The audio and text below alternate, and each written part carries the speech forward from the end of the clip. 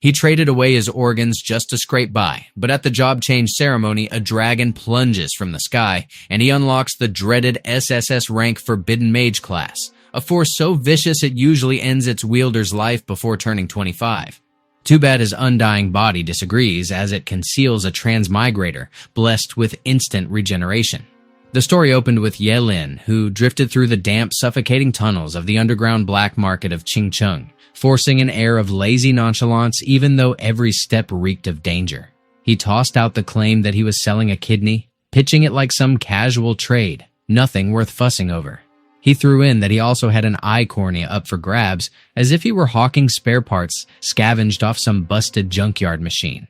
The doctor frowned hard and pressed him, pointing out that he had already dumped a kidney, a spleen, a gallbladder, a pair of testicles, 1/3 of his liver, and chunks of his intestines just in the last 6 months, warning bluntly that if he lost another kidney, he wouldn't make it past a couple of days.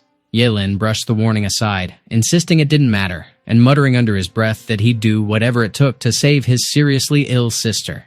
The doctor sighed, like he was giving up the fight, then told him that if he was dead set on this, he'd take it, and urged him to hurry since he could handle the procedure without issue. His scream tore through the market, sharp and raw, freezing vendors mid-motion for a heartbeat before they all slid back into their hustles like nothing had happened. Later, Giling limped along the cracked streets, tapping a stick against the ground, letting it guide him step by step. He grumbled about the grinding ache in his pelvis and the twist gnawing at his hip bone axis with every stubborn stride. But beneath the groaning, he was perfectly fine, relieved that nobody seemed to be shadowing him. He quietly triggered his regeneration skill, letting the ruined mess of his eyes knit back into flawless perfection. His kidneys followed suit, reborn clean and whole, as if no blade had ever carved into them. He muttered that with that 30,000 yuan stacked on top of his previous savings, he finally had enough to cover the brutal cost of the job change ceremony. Then he scoffed outright, mocking the story of a sick sister and terminally ill mother, sneering at anyone foolish enough to swallow those made-up sob tales. He was a transmigrator, a purebred orphan, and there had never been any sister to save in the first place. And in this world swollen with revived spirit energy, prowling monsters, and feral beasts claiming the wilds, survival carried fangs and claws at every turn, pile on endless dungeons and hidden realms, and for an orphan like him, making it this far had been a gamble with death until he lucked into his trump card. No matter how shredded his body got, he could bounce back to peak form within minutes, even regrowing organs and limbs like none of it ever happened. So he'd been selling his own organs off piece by piece, scraping together every cent to push forward another step. Eventually, he hoarded 100,000 yuan, just barely enough to afford the gut-wrenching price of the job change ceremony, because only through awakening could he climb higher and grow stronger. It was his single shot at carving out a chance to survive this brutal world and protect the few people who actually mattered to him. And today, finally, marked the day he would step into that job change ceremony. Out of nowhere, Teacher Wang spotted him and questioned why he was hanging around, while another student blurted if he wasn't dirt poor, baffled over how he could even afford to be there. He responded smoothly that to attend the job change ceremony, he'd been forced to take out a job change loan. One student snickered that he might end up saddled with a useless job, while another muttered that if that happened, he'd be chained to debt for life. Teacher Wang, determined to see it through, told him that since things had reached this point, she'd give everything she had for him, urging him to get inside quickly since the ceremony was about to start, and he thanked her with a rare flicker of genuine gratitude. A few moments later, the students swarmed in front of the stage, their chatter loud and restless, curiosity sparking like static in the air. The principal called out for the next student with that clipped edge of mechanical authority worn smooth by repetition. One of the students muttered that it was Gao Dayu from Class 5, and he grumbled bitterly that he'd heard his family wasn't well off either, while another groaned that his heart practically bled scraping together the fee, so if he ended up saddled with a life skill job, then it was game over. The principal instructed Gao Dayu to place his hand on the platform and keep calm, and he answered with a brisk okay that barely carried any weight.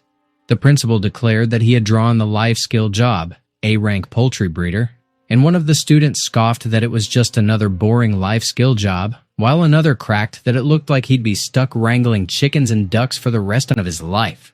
The principal snapped back sharply that he shouldn't feel crushed just because it was a life skill job, since only useless people ended up trapped with useless jobs.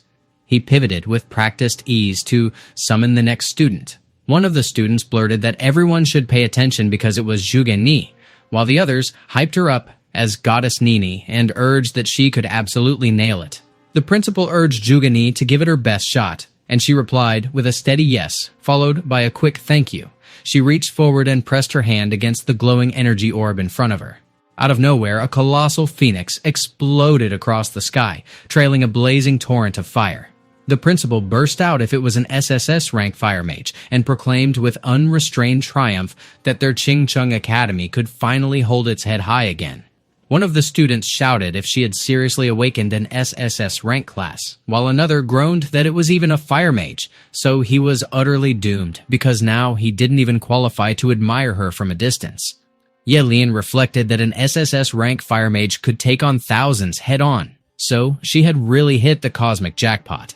Back at the stage, the principal confirmed that Jugani had awakened an SSS rank class, marking a massive turning point for the school. So they would need to hammer out her training plan from here, and she responded with a calm, composed okay.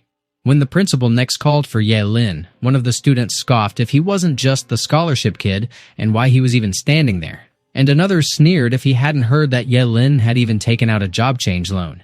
Ye Lin steeled himself with the unshakable conviction that he refused to stay a background character trailing behind that little girl. He moved forward because finally, the moment he had been grinding toward was right here. He wrestled with whether this was just about surviving in a brutal world or if it was about rebelling and rewriting his own destiny. He clung fiercely to the belief that everything hinged on this single next step. He pressed his palm onto the orb and let its untamed energy crash violently through him. Out of nowhere, a massive dragon ripped through the clouds above them. It roared with bone-shattering ferocity. It then hurtled straight toward Yelin with unstoppable momentum. He was struck full force by its sheer might.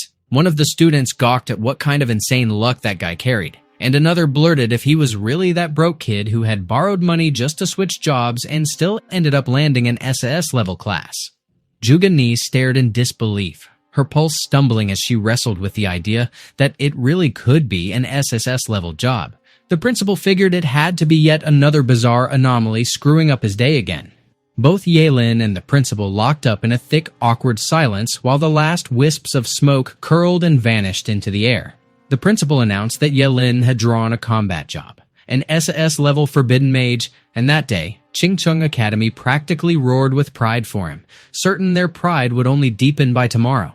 But then he told Yelin to slow down, hold up a second, and pressed hard to confirm if he really pulled an SSS-level forbidden mage.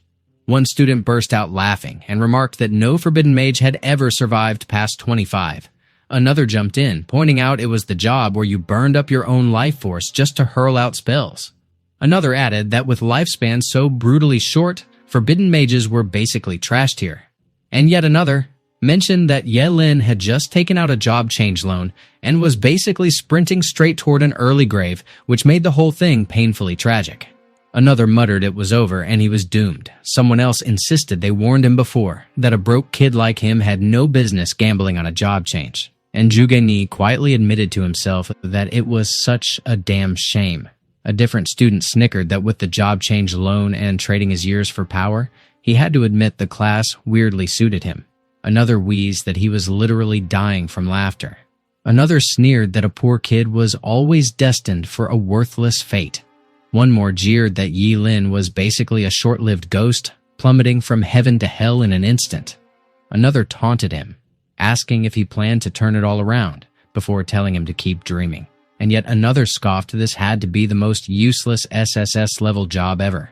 The principal muttered that Ye Lin was a good kid, but fate had shackled him with the curse of being a forbidden mage.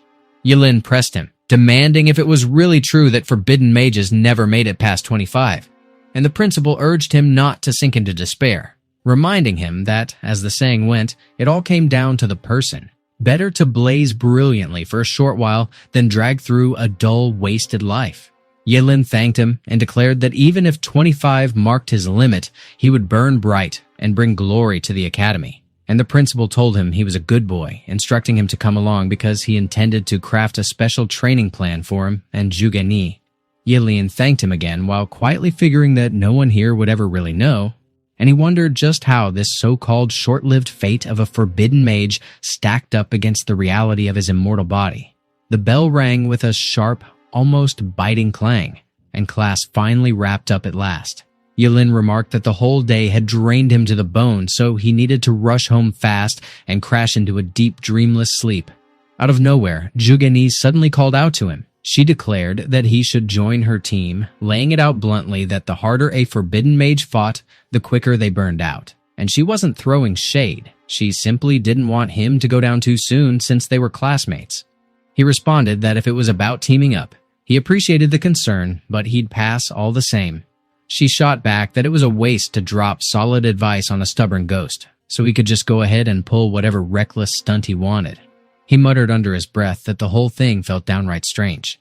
Then, without warning, Jugani pressed him with a sudden question, demanding who exactly he was, and labeled him their SS-level job holder, Giling. One of his companions jumped in, prodding whether it was true that everyone at school knew Jugani belonged to the G family, and another jabbed Giling, questioning if he really thought climbing to the top was as simple as pulling a forbidden mage job. Giling grumbled inwardly that women really were a walking headache, since he hadn't expected Jugani to stir up this much chaos for him with just 2 sentences. And he excused himself while declaring flatly that he was heading home. One of the students sneered if he was scurrying back to his cramped 10-square-meter shack. Ji Xiao tossed out that since Giling was already an SSS-level job holder, he could set him up with a cushy security gig at the G group, and mockingly suggested he should start calling him Dad. And another jeered if Giling still wouldn't bow to Ji Xiao, even with a shiny job offer dangling in front of him at the G group. Ji Xiao pressed further that he could start at the G group the very next day, and once he earned cash, he could burn it on incense for his dead family from the orphanage. A student cackled and poked fun by asking if he was an orphan who somehow still had a family. Another urged him to hurry up and bow down already, and another mocked if he wasn't even qualified, reminding everyone his family was already gone. Yeling's mind burned hot as the old tragedy clawed back to life in his memory. He recalled the faces of the people who had once been closest to him. His eyes snapped into a glare aimed straight at Ji Xiao and his laughing crew. He growled that this was exactly what they had pushed him into. Ji Xiao barked if he was about to unleash a forbidden spell. Another pressed him hard about what he was planning, and another shouted if he was really about to throw his life away. Giling shot back with sharp defiance that they themselves told him he could, and they had no damn right to run their mouths about his dead family. A violent surge of raw spell energy ripped close enough to scorch the air, and they recoiled in startled panic. Ji Xiao cursed at him, roaring if he had completely lost his mind, and if pulling a forbidden spell was seriously worth it. Giling barked right back that Ji Xiao should come over and prove it face to face. One student cursed outright, shouting that Giling had gone off the deep end and didn't give a damn about his own life anymore, while another cried out in shock that he had lost it and begged for someone to stop him. Giling scoffed hard, mocking that they were a pathetic joke since it was just a single spell, and yet the entire crowd scattered like cowards. He then griped bitterly about his duodenum, muttering under his breath that it burned like it was tearing itself apart. Meanwhile, Jugani pondered if he was truly foolish enough to stake his life over a few cheap insults and judged flatly that someone like him wouldn't last long even with an SSS-level job, so in her eyes, he wasn't even worth standing next to her. A few moments later, Giling dragged his exhausted body back to his home. He let out a weary announcement that he was finally home at last. Sacrificing a piece of the duodenum could trigger a basic thunderstrike. Losing a bladder could summon the Kui Water Yin Thunder. Giving up a heart could unleash the deadly purple thunder. And he muttered darkly if that meant trying to summon the ultimate chaos divine, Thunder was basically carving his own death sentence. His skull throbbed viciously, which marked a bad omen, the ugly backlash of body regeneration already sparking alive. He felt completely hollowed out, every drop of energy gone. On the other hand, Ji Xiao pressed hard that his father had to avenge him, insisting he needed to kill that guy and send someone after him, but his father shot back bluntly if he remembered nothing from the lessons drilled into him. He warned flat out that hunting an SSS-level mage was insanely risky, gaining them nothing at all since clearly that person was reckless enough to fling a forbidden spell over a few insults. He hammered into him not to forget he was still just a broke student, and the G family already had more than enough wealth. So he needed to learn to weaponize his greatest advantage against the weakest crack in his enemy's armor. The next day, Yelin dragged himself back to Qingcheng Academy like someone running on fumes. He admitted he was still half asleep, and while one student whispered that it was him, another hissed back that he had turned into a full-blown forbidden mage and even smacked Giling around for good measure. Suddenly, Giling stormed up to Yelin like he'd been lying in wait. He greeted him with a casual good morning, and when he pointed out that he hadn't eaten breakfast yet, he shoved over food and claimed it was meant for him. Yelin jabbed that he must be trying to poison him since he couldn't beat him, and as Giling sputtered over how he could even imagine that, he rushed to explain the food was actually a thank you gift. He was thanking him for shaking him awake like a thunderbolt, saying Yelin's sudden presence had made him realize he'd been stumbling through life in a haze, but Yelin corrected him that it wasn't like a thunderbolt. It actually was one, so he should just cut to the chase about what he wanted. Giling declared outright that he wanted to recognize him as his big brother. Yelin shot back if he truly wanted to call him big brother and if maybe he hadn't been smacked too hard the other day. Giling claimed he was dead serious because after Yelin beat him up the other day, he'd gone through a long, grueling round of self-reflection and hammered it into his head that if he wanted to level up as a person, he had to find a solid role model. Yelin remarked that if that was truly the case, then coughing up tuition made sense. And as Giling muttered that he understood, he pressed him for his card number, insisting he'd transfer the money right away. Yelin handed over his card number and declared that Giling should wire $2 million to that account since that would count as his first tuition fee. To which Giling nodded, but then blurted out for him to hold on and demanded why it was that expensive. He instantly waved it off, snapping that it wasn't expensive at all, and vowed to have his dad send the money without wasting another second. Moments later, the host announced that the portal to the beginner's dungeon had opened, and the test was about to kick off. He expressed his hope that all candidates from the various schools would rack up stellar results. The crowd exploded in wild cheers that practically shook the air. One of the principals leaned in close and questioned if those two standing front and center were seriously the SSS-level job holders from Qingcheng Academy that year. And when another principal confirmed they absolutely stood out, the Qingcheng Academy principal groaned that the whole thing was driving him insane since he'd told them to keep a low profile. Scoring an SSS-level job was already more than enough, but watching those kids blatantly ignore his warning and flaunt two SS-level job holders right in front of everyone made him want to tear his hair out on the spot. He then pressed the group on why they were just standing there without saying a word, and demanded to know if they were naturally that quiet. One principal shrugged and admitted he specialized in martial arts, not small talk, so he'd take his leave. Another muttered that school matters were waiting and slipped out. And a third tossed a jab over his shoulder that old Qingcheng shouldn't start acting too full of himself. Meanwhile, the host clapped for attention and redirected everyone's focus, instructing all candidates to start entering. Jugani turned to Yelin and warned him it wasn't too late to team up with her even now, but he brushed her off, claiming he was perfectly fine on his own. She scoffed that his arrogance was absolutely off the charts and snapped that if he wanted to dig his own grave early, nobody was going to stop him. Yelin stepped straight into the dungeon. In a blink, he materialized in the thick heart of a dense forest. He muttered under his breath, wondering why he was the only one dumped there and if the teleport was totally random.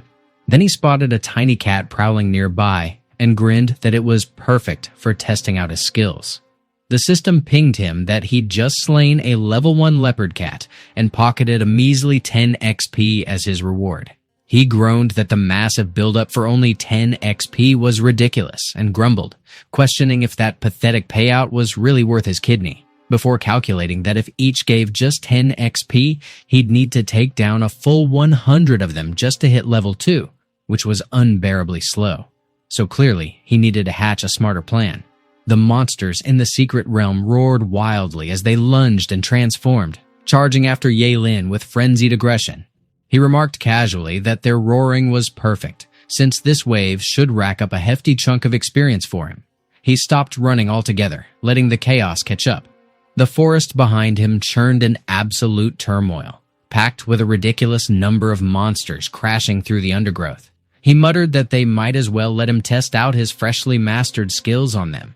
He unleashed his skill, Forbidden Spell, Burning Reincarnation.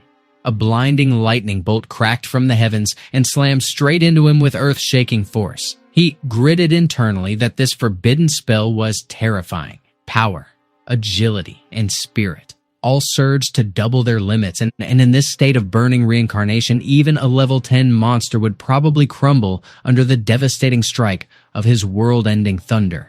He darted fluidly through the sea of monsters, his movements sharp and relentless. He wiped out every creature that dared stand in his way. He smashed several monsters into chunks with a single bone-shattering punch. He scoffed, asking if it was really going to take only 5 minutes to slaughter them all like this. He muttered that if he didn't want his immortal body exposed, he'd have to cut off burning reincarnation after about a minute to keep from giving too much away. He then activated his skill, Immortal Reverse Life, announcing that he would keep going anyway. He sacrificed his arm without hesitation.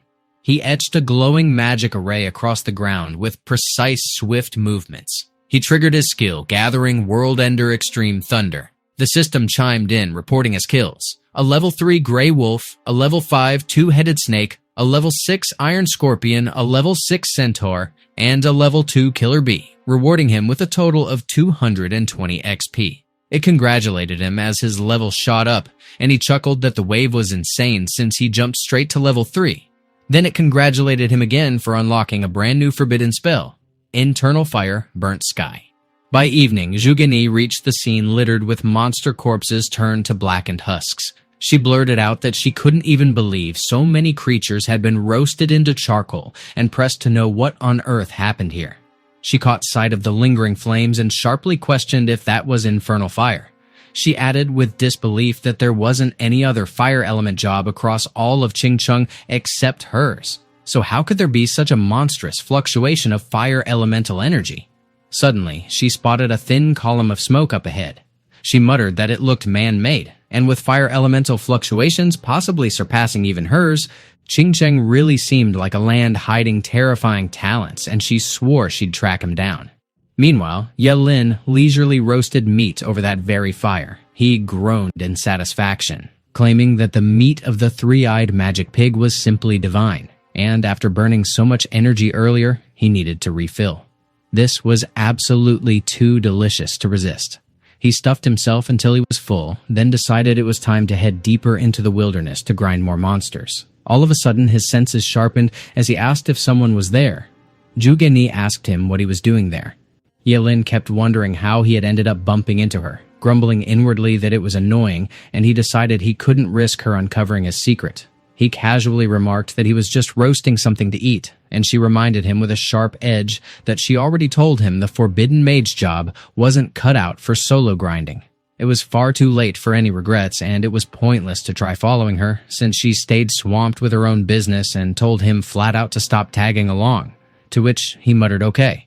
He immediately questioned what kind of twisted logic that was, and wondered bluntly if that woman might be missing a few screws. She then mentioned she needed to ask something and pressed him if he had spotted anyone else passing through that way, explaining that the person was insanely powerful, a fire elemental magic specialist, and highly likely to wield infernal fire. He admitted he had seen someone, a very handsome man, heading in that direction, all the while cursing that he couldn't let that clueless woman latch onto him, which meant he looked stuck with the reality of not using infernal fire's forbidden spell anymore. Moments later, Jugani wandered alone in the forest. She grumbled that everything was Yelin's fault. Otherwise, she could have already caught up with that fierce expert using infernal fire. Suddenly, her eyes caught a massive shadow stretching across her path. She blurted if it was actually a level 8 dragonblood beast. She immediately sprang aside, dodging the ambush by inches. She frowned and questioned what in the world was happening, baffled that a level 8 monster appeared there. She snapped about where Yelin had gone, concluding that the coward must have bolted far away already.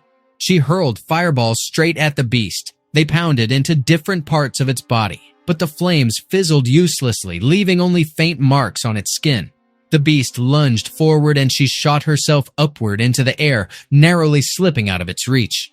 She declared fiercely that she would fight it to the very end. She unleashed a barrage of fireballs, but the monster roared back, reflecting them all in a brutal counter. Jugani reeled in shock as her own fireballs stormed back toward her. She shrieked in agony as one slammed directly into her. She crashed violently onto the ground. She admitted bitterly that she had been far too arrogant because, in that so-called beginner's secret realm, a level 8 Dragonblood beast was completely unbeatable, and it felt humiliating to face death there. All at once, Yelin's voice cut through, remarking that the beast ought to show some manners. His infernal fire instantly engulfed it. The beast's body disintegrated into ash. Jugani gaped, recognizing the internal fire, and she wondered in disbelief if a level 8 Dragonblood beast had really been slain in an instant. She acknowledged it was he who had saved her. She thanked him profusely for saving her life and politely requested his name. He introduced himself lightly, saying she could call him Ling Ye, with Ling meaning early morning and Yi meaning night. She lifted her finger to her lips with a small, uncertain gesture. She pressed Yelin on which school he came from and remarked that since he saved her, she had to repay him properly. He dismissed her as a dumb woman and brushed her off, saying there was no need for thanks because he merely passed by. She urged him to wait as she struggled to push herself upright, but he warned that she must not follow him since the demonic beasts ahead were far too dangerous. It was no place for someone like her, and he bluntly suggested she change her clothes first. She flushed with embarrassment when she realized her clothes had slipped, baring her chest. She quickly flattened herself against the ground to cover up. She insisted he wait because she would catch up to him soon, swearing that one day she would stand beside him. Yelin pressed forward without hesitation. He muttered that the stupid woman must have already given up chasing after him. She wasted far too much of his time, so he needed to rush his leveling. He unlocked a new forbidden spell, one that shaved away 2 years of lifespan to grant him immunity from a single lethal strike, and with how every forbidden mage spell consumed life itself, the job was truly short-lived. But this ability was heaven sent to him. With that forbidden spell, he could shrug off a fatal attack, no matter if someone stabbed straight through his heart. And even if another spell demanded his heart or head in sacrifice, he could shield himself against it. It was ridiculously powerful. He could now grind levels without restraint, and no one could stop his climb. When the third day of the exam dawned, one parent remarked that it was the final day, and another agreed, saying the test would end soon and they would be content if their son managed to reach level 8. Meanwhile, Principal Gao greeted his peers with a good afternoon, pointing out they had all arrived so early, to which Principal Su jabbed at him about bragging and sneered that having 2 SSS class changers didn't matter, while another principal remarked that level sometimes outweighed class altogether. Their eyes all remained fixed on the secret realm portal. Another principal noted that Qing City's highest secret realm record was still level 11, unbroken to this day, recalling that it belonged to a student from Principal Su's academy. And Principal Su confirmed it, wondering aloud if this year the record would finally fall, while Principal Gao countered that they should simply wait and see, confident his student could reach it. Suddenly, Juga Chaning cut in, remarking how much fun the principals seemed to be having. He asked if he could join their little gathering as well. Principal Su identified him as Juga Chaning, admitting he had long heard of him, while Principal Gao called him Qing City's premier astrologer and welcomed him with honor. Juga Chaning brushed off the courtesy, saying he was only there for his daughter, Jugani. He inquired whether Jugani had been troublesome for the principal, who assured him that he cherished his daughter, who stood as the pride of Qing City Academy. Then someone suddenly cried out that they should look, because someone was emerging. Juga Chaning commented that the allotted time was not yet finished, while the principal questioned whether someone had already come out and if they might be injured. It was Jugani. She casually pressed her father about why he was hanging around and tossed a quick address at the principal. Juga Chaning shot back by asking what level she had reached, while the principal nudged her about whether the timer hadn't run out yet. She dropped that she was already level 12. Principal Su jolted with surprise, and as another principal blurted out whether the record had already been shattered, Principal Gao grinned and declared it fitting. A fire element mage, tearing through the record like it was nothing. Juga Chaning muttered that she was too stubborn because if she had just waited until the end and walked out, she could have pushed for level 13. But she fired back that the inside was too dull, and it dragged forever just to track down a level 10 demonic beast. Plus, the experience gain was pathetic anyway. Still, she kept to herself that she'd come out early just to find Ling Ye. and he better not even think about slipping away now. Meanwhile, Yelin sneezed. He muttered how weird it was since the place wasn't even cold, then questioned aloud why he was sneezing out of nowhere and if someone was bad-mouthing him. He noted that every demonic beast in the level 10 area had already vanished, then wondered if he'd wiped them out too fast.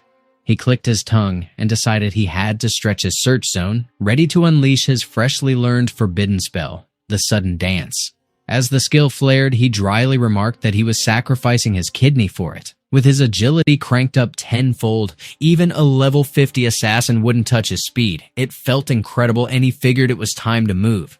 He shot across the forest. A violent gust tore in behind him. Out of nowhere, a pack of three-headed cyclone mantises locked onto him. He spotted them instantly and claimed them all for himself. He threw away his bladder without hesitation. Then he unleashed his forbidden spell, world-destroying raging thunder. On the other side, one of the students staggering out of the secret realm groaned that he'd finally escaped and nearly died inside. Others choked back sobs, and someone trembled, swearing the whole thing was terrifying and had scared him senseless. Meanwhile, Jugani frowned, unsettled by how strange it felt, wondering why Ling Ye still hadn't shown up. The host announced that only 5 minutes remained for the test and urged everyone to head back to their school zones. Principal Su remarked that the test was wrapping up and guessed the top performer of the year was already set, while another principal chirped that Principal Gao had hit the jackpot with 2 SSS class changers that year, only to pause and demand where the other SAS class student was hiding. The host cut in again, announcing there were just 3 minutes left, and as Jugani questioned herself about missing Ling Ye, she brushed it off, insisting it was impossible since she'd been watching nonstop. Then a silhouette appeared, and she perked up, convinced it had to be him. But it was Ye Lin, and when she demanded why it was him, he casually replied that the time was up. So he came out, and wondered if that was a problem. She snapped that there was no way a coward like him could be the one she was waiting for, told him to shut up, and ordered him to get lost. Yelin stared, baffled, questioning whether she'd gone completely crazy. Principal Gao called out that Yelin had finally made it out, and as he asked him about his level, Yelin greeted him with a grin.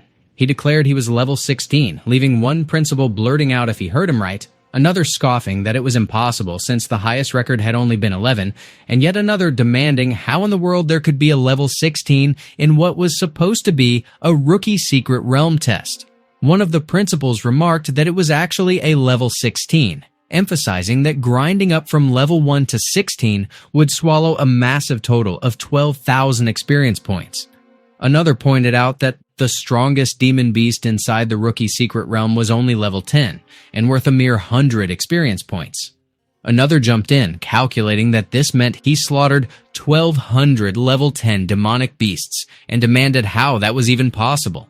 Principal Gao praised Yelin for doing a great job and called him Qingcheng Academy's pride, while Juga Chaning agreed and remarked that he was indeed impressive. But Jugani rolled her eyes and asked what was so impressive about being level 16, reminding them not to forget that he was a forbidden mage, and if he kept spamming his skills without restraint, of course, he would level up fast, which another principal bluntly confirmed was exactly why. One of the students scoffed and called Yelin crazy for using forbidden spells inside a rookie secret realm just to grind levels, reminding everyone that other forbidden mages rarely even live past 25, betting that he wouldn't make it out of his 20s. Another sneered that trading his life for fame was idiotic behavior, but another cut in, insisting they shouldn't mock him like that because he literally gambled his life just so they could admire him. So at least let him bask in it for a few days. One of the principals confronted Yelin directly, pressing him on why he did that and demanding honesty if his own principal forced him into it, accusing the academy of using his life as a prop for fame, but Principal Gao snapped back, telling him to stop spewing nonsense and challenging how he, as a teacher, could joke about sacrificing his own student's life. Yelin firmly denied being forced, explaining that he did it entirely by his own choice because he grew up poor and had been looked down on his whole life. So now that he had a shot at greatness, he refused to cower away, declaring that even if he burned out at his brightest, he would have no regrets because he wanted the world to know he could do it. Juga Chaning admired the boldness, remarking that those were grand words and recognizing his towering ambition, noting that no matter what anyone thought, he was the highest level student in the rookie secret realm at that moment. He was the first. He then introduced himself as Jugani's father and told Yelin that if he ever ran into trouble in the future, he could reach out to him. But Jugani cut him off, snapping that no one said Yelin was first and telling them to wait for Lingye to come out because his level wouldn't be any lower, which made Juga Chaning turn to her sharply and demand if that was true and who this Lingye even was.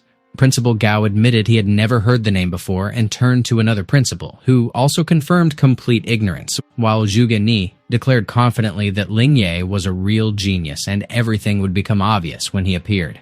And Yelin scoffed inwardly, thinking the dumb woman could wait as long as she wanted. He then addressed Principal Gao and Juga Chaning, stating that if there was nothing else, he would head home first, which made Juga Chaning wave him off with a casual wish for a safe trip. Principal Gao reminded him to rest well since the formal test was coming up in 3 days, and Yelin nodded, saying he knew. A few moments later, the host announced in a casual tone that time was up and the test had ended, and Jugani immediately demanded to know where Lingye was, wondering if he had slipped away while she was busy chatting with Yelin. She cursed under her breath and threw all the blame squarely on Yelin. She turned to Juga Chaning and pressed him on whether he didn't trust her, insisting that Lingye was the real genius because he had saved her, and while he admitted that he trusted her, he probed if she came out early just to wait for Lingye. If that really was the case, it felt oddly suspicious, and he bluntly asked if Yelin was actually the Lingye she had been waiting for all along. She shot him an incredulous look and demanded to know what nonsense he was spouting, scoffing at the idea that Yelin could ever be compared to Lingye when that guy had practically tripped over himself running away the moment he saw the Dragonblood beast, then firmly pointed out that Lingye mastered the fire element while Yelin couldn't possibly pull that off, to which he shrugged and remarked that if that was how it was, then fine. Meanwhile, somewhere else, Yelin sneezed. He rubbed his nose, grumbling about who was bad-mouthing him, and muttered that it had to be that dumb woman. A sharp knock at the door made him pause, and he wondered aloud who would bother visiting him now. He opened the door and politely asked Wang who he was looking for, and when Wang confirmed that he was right in assuming he was Yelin, he declared with relief that he had finally found him. Introducing himself, he explained that he was the manager of Qingcheng Naobawang Oral Liquid Limited Company, and his surname was Wang. Yelin eyed him suspiciously and demanded to know what he wanted, and Wang grinned as he explained that he brought good news. He had heard about Yelin successfully changing his profession and even smashing the highest record level of Qingcheng's Rookie Secret Realm test, so he was here to invite him to endorse the company's products, promising that the remuneration wouldn't be low. Yelin leaned forward and pressed him on how not low it actually was, and Wang casually revealed that the figure started from there. Yelin narrowed his eyes and confirmed if it was 3, and Wang nodded, declaring that it was indeed 3 million. The product turned out to be the company's Nobawang Oral Liquid, which supposedly not only nourished the brain but also boosted cell regeneration, with claims that a single bottle could make someone look several years younger. Yelin figured the money was enough for him to sell a few livers if needed, so clearly having fame paid off, and Wang encouraged him to test the product since the company had a century-long legacy and even offered a refund guarantee if it didn't work. Without a shred of hesitation, Yelin uncapped the bottle and drank its contents in one go. He smacked his lips and commented that it actually tasted pretty good. Almost instantly, though, a wave of dizziness washed over him. Wang turned to Jiyu Liang and reported that everything was done, calling Yelin a complete dumbass and admitting he'd even bothered to prepare a backup plan when it wasn't needed. And when the boss reminded him to bring Yelin over, he casually replied that it was handled. A few moments later, Wang confirmed he had brought Yelin as instructed, but confessed that he didn't get why Jiyu Liang was going through so much trouble just for one student. Jiyu Liang gave him a thin smile, praised him for doing a good job, but curtly warned him not to ask about things beyond his clearance and ordered him to leave, firmly stating that without his explicit orders, no one was allowed in. Anyone who disobeyed would be killed on the spot. And Wang immediately nodded in understanding. Jiyu Liang then remarked with disbelief that Yelin's pupils, coronary artery, liver, gallbladder, kidney, spleen, and stomach were all restored, almost like magic. That kid literally sold off every organ he had, and somehow every single one regrew, which sounded too insane to be real. With him right there, he figured he could seize the ultimate secret to regenerating organs. Ye Lin declared that once the time came, he'd wield unmatched power and wealth, and even the strongest men alive would kneel before him. And Jiyu Liang admitted flatly that he wasn't wrong. He froze for a moment, shocked to realize that Ye Lin had just talked. He pressed him, demanding to know how he was even awake, snapping that it should be impossible, since even an elephant would stay knocked out for 6 hours after taking his drug. Ye Lin casually remarked that he was more interested in how Jiyu Liang managed to track him down. Jiyu Liang, a level 20 phantom swordsman, announced coldly that since Ye Lin was awake, there was no need to stay polite anymore, warning him to surrender now so he could at least guarantee he wouldn't lose a limb or a leg. But Ye Lin countered just as sharply that he was a job changer too, and also level 20. It was clear Jiyu Liang would have to tap into his powers, and he weighed the risk, thinking that if he unleashed fire, the entire place would burn. So he chose to keep things subtle. He unleashed his skill, Forbidden Spell, Eye of Eternal Frost, instantly freezing everything within sight. Ye Lin stood there, locking his gaze on Jiyu Liang with icy calm. Jiyu Liang demanded to know what was happening and what kind of spell that even was. He growled that there was no way he couldn't break it. It couldn't be real. Ye Lin was only level 16 while he sat comfortably at level 20. And even if Ye Lin was a forbidden mage, taking him down in one move was absurd, so he barked out, demanding what kind of monster he was. Ye Lin reminded him they could talk now, so he should spill who else knew about his ability to regenerate organs, but Jiyu Liang snapped back, asking how he could ever share something that valuable with anyone else. Ye Lin decided out loud that he'd take his word for now, and promised him a quick end. Jiyu Liang's heart nearly stopped when he caught Ye Lin's fist driving straight at him. Ye Lin obliterated both the ice restraining him and Jiyu Liang's body in a single devastating punch. He muttered with cutting disdain that since he'd drunk something so filthy, he'd start by sacrificing that stomach first. Then, without hesitation, he used his skill to wipe out every man stationed outside. Wang panicked and pleaded that he shouldn't kill him, but when Ye Lin demanded to know who was behind it all, Wang stammered that he couldn't say. Ye Lin dismissed him coldly, saying he should die. And Wang immediately broke, blurting out the truth. Their big boss was none other than Qingcheng's underground king, Ken Sen. Ye Lin murmured that he'd probably heard the name before, and when he asked if this wasn't one of Qingcheng's top 10 philanthropists, he admitted grimly that things had just gotten messy. At the Qingcheng black market, Ken Sen pressed his assistant to repeat exactly what he heard. He grilled him on whether Jihu had vanished after chasing down some broke student. The assistant confirmed it, explaining that he had lost contact with him for half an hour already. And when their people arrived, the entire farm was reduced to ashes. Judging by the scene, it screamed the work of a fire awakener. Ken Sen ordered him to dig into it and track Zihu down no matter what. And the assistant affirmed that he'd get on it immediately. Meanwhile, Giling casually addressed Ye Lin as boss and mentioned that the moment he heard he was coming, he'd already dispatched people to fetch him, and Ye Lin remarked that his house was pretty massive. Giling added that he'd already told his dad about the 2 million Ye Lin wanted, but Ye Lin snapped back, demanding if he was looking down on him by bringing up money right now, declaring that since he called him boss, he was his subordinate, and money didn't matter anymore. Giling dropped the topic and stated that from now on, Ye Lin should treat this place like his own house, so they should get going. He privately mulled over his dad's words, agreeing that Ye Lin was indeed simple-minded. At the same time, Ye Lin reassured himself that as long as he hid within the Ji family, he refused to believe Ken Sen would dare send anyone there to grab him. Out of nowhere, the maids lined up and greeted their young master. Ye Lin internally muttered that it was way over the top. He realized right then why everyone craved wealth so badly. Their lives really ran on a whole different track. Giling leaned in, asking him which one of the maids he liked and promised to send her to his room that night. And when Ye Lin questioned if he was serious, Giling laughed that he wouldn't hold back then. Giling confirmed it, and while addressing a few of the maids, he ordered them to quickly help young master Ye Lin change his clothes. The maids politely requested Ye Lin to let them assist, but he brushed them off, claiming he was just joking. However, Giling insisted that he shouldn't be so polite and should change first, hinting that he'd be taking him somewhere big that day. Ye Lin pressed him on what exactly was big, but Giling only teased that he'd understand once they got there. Moments later, they arrived at an auction.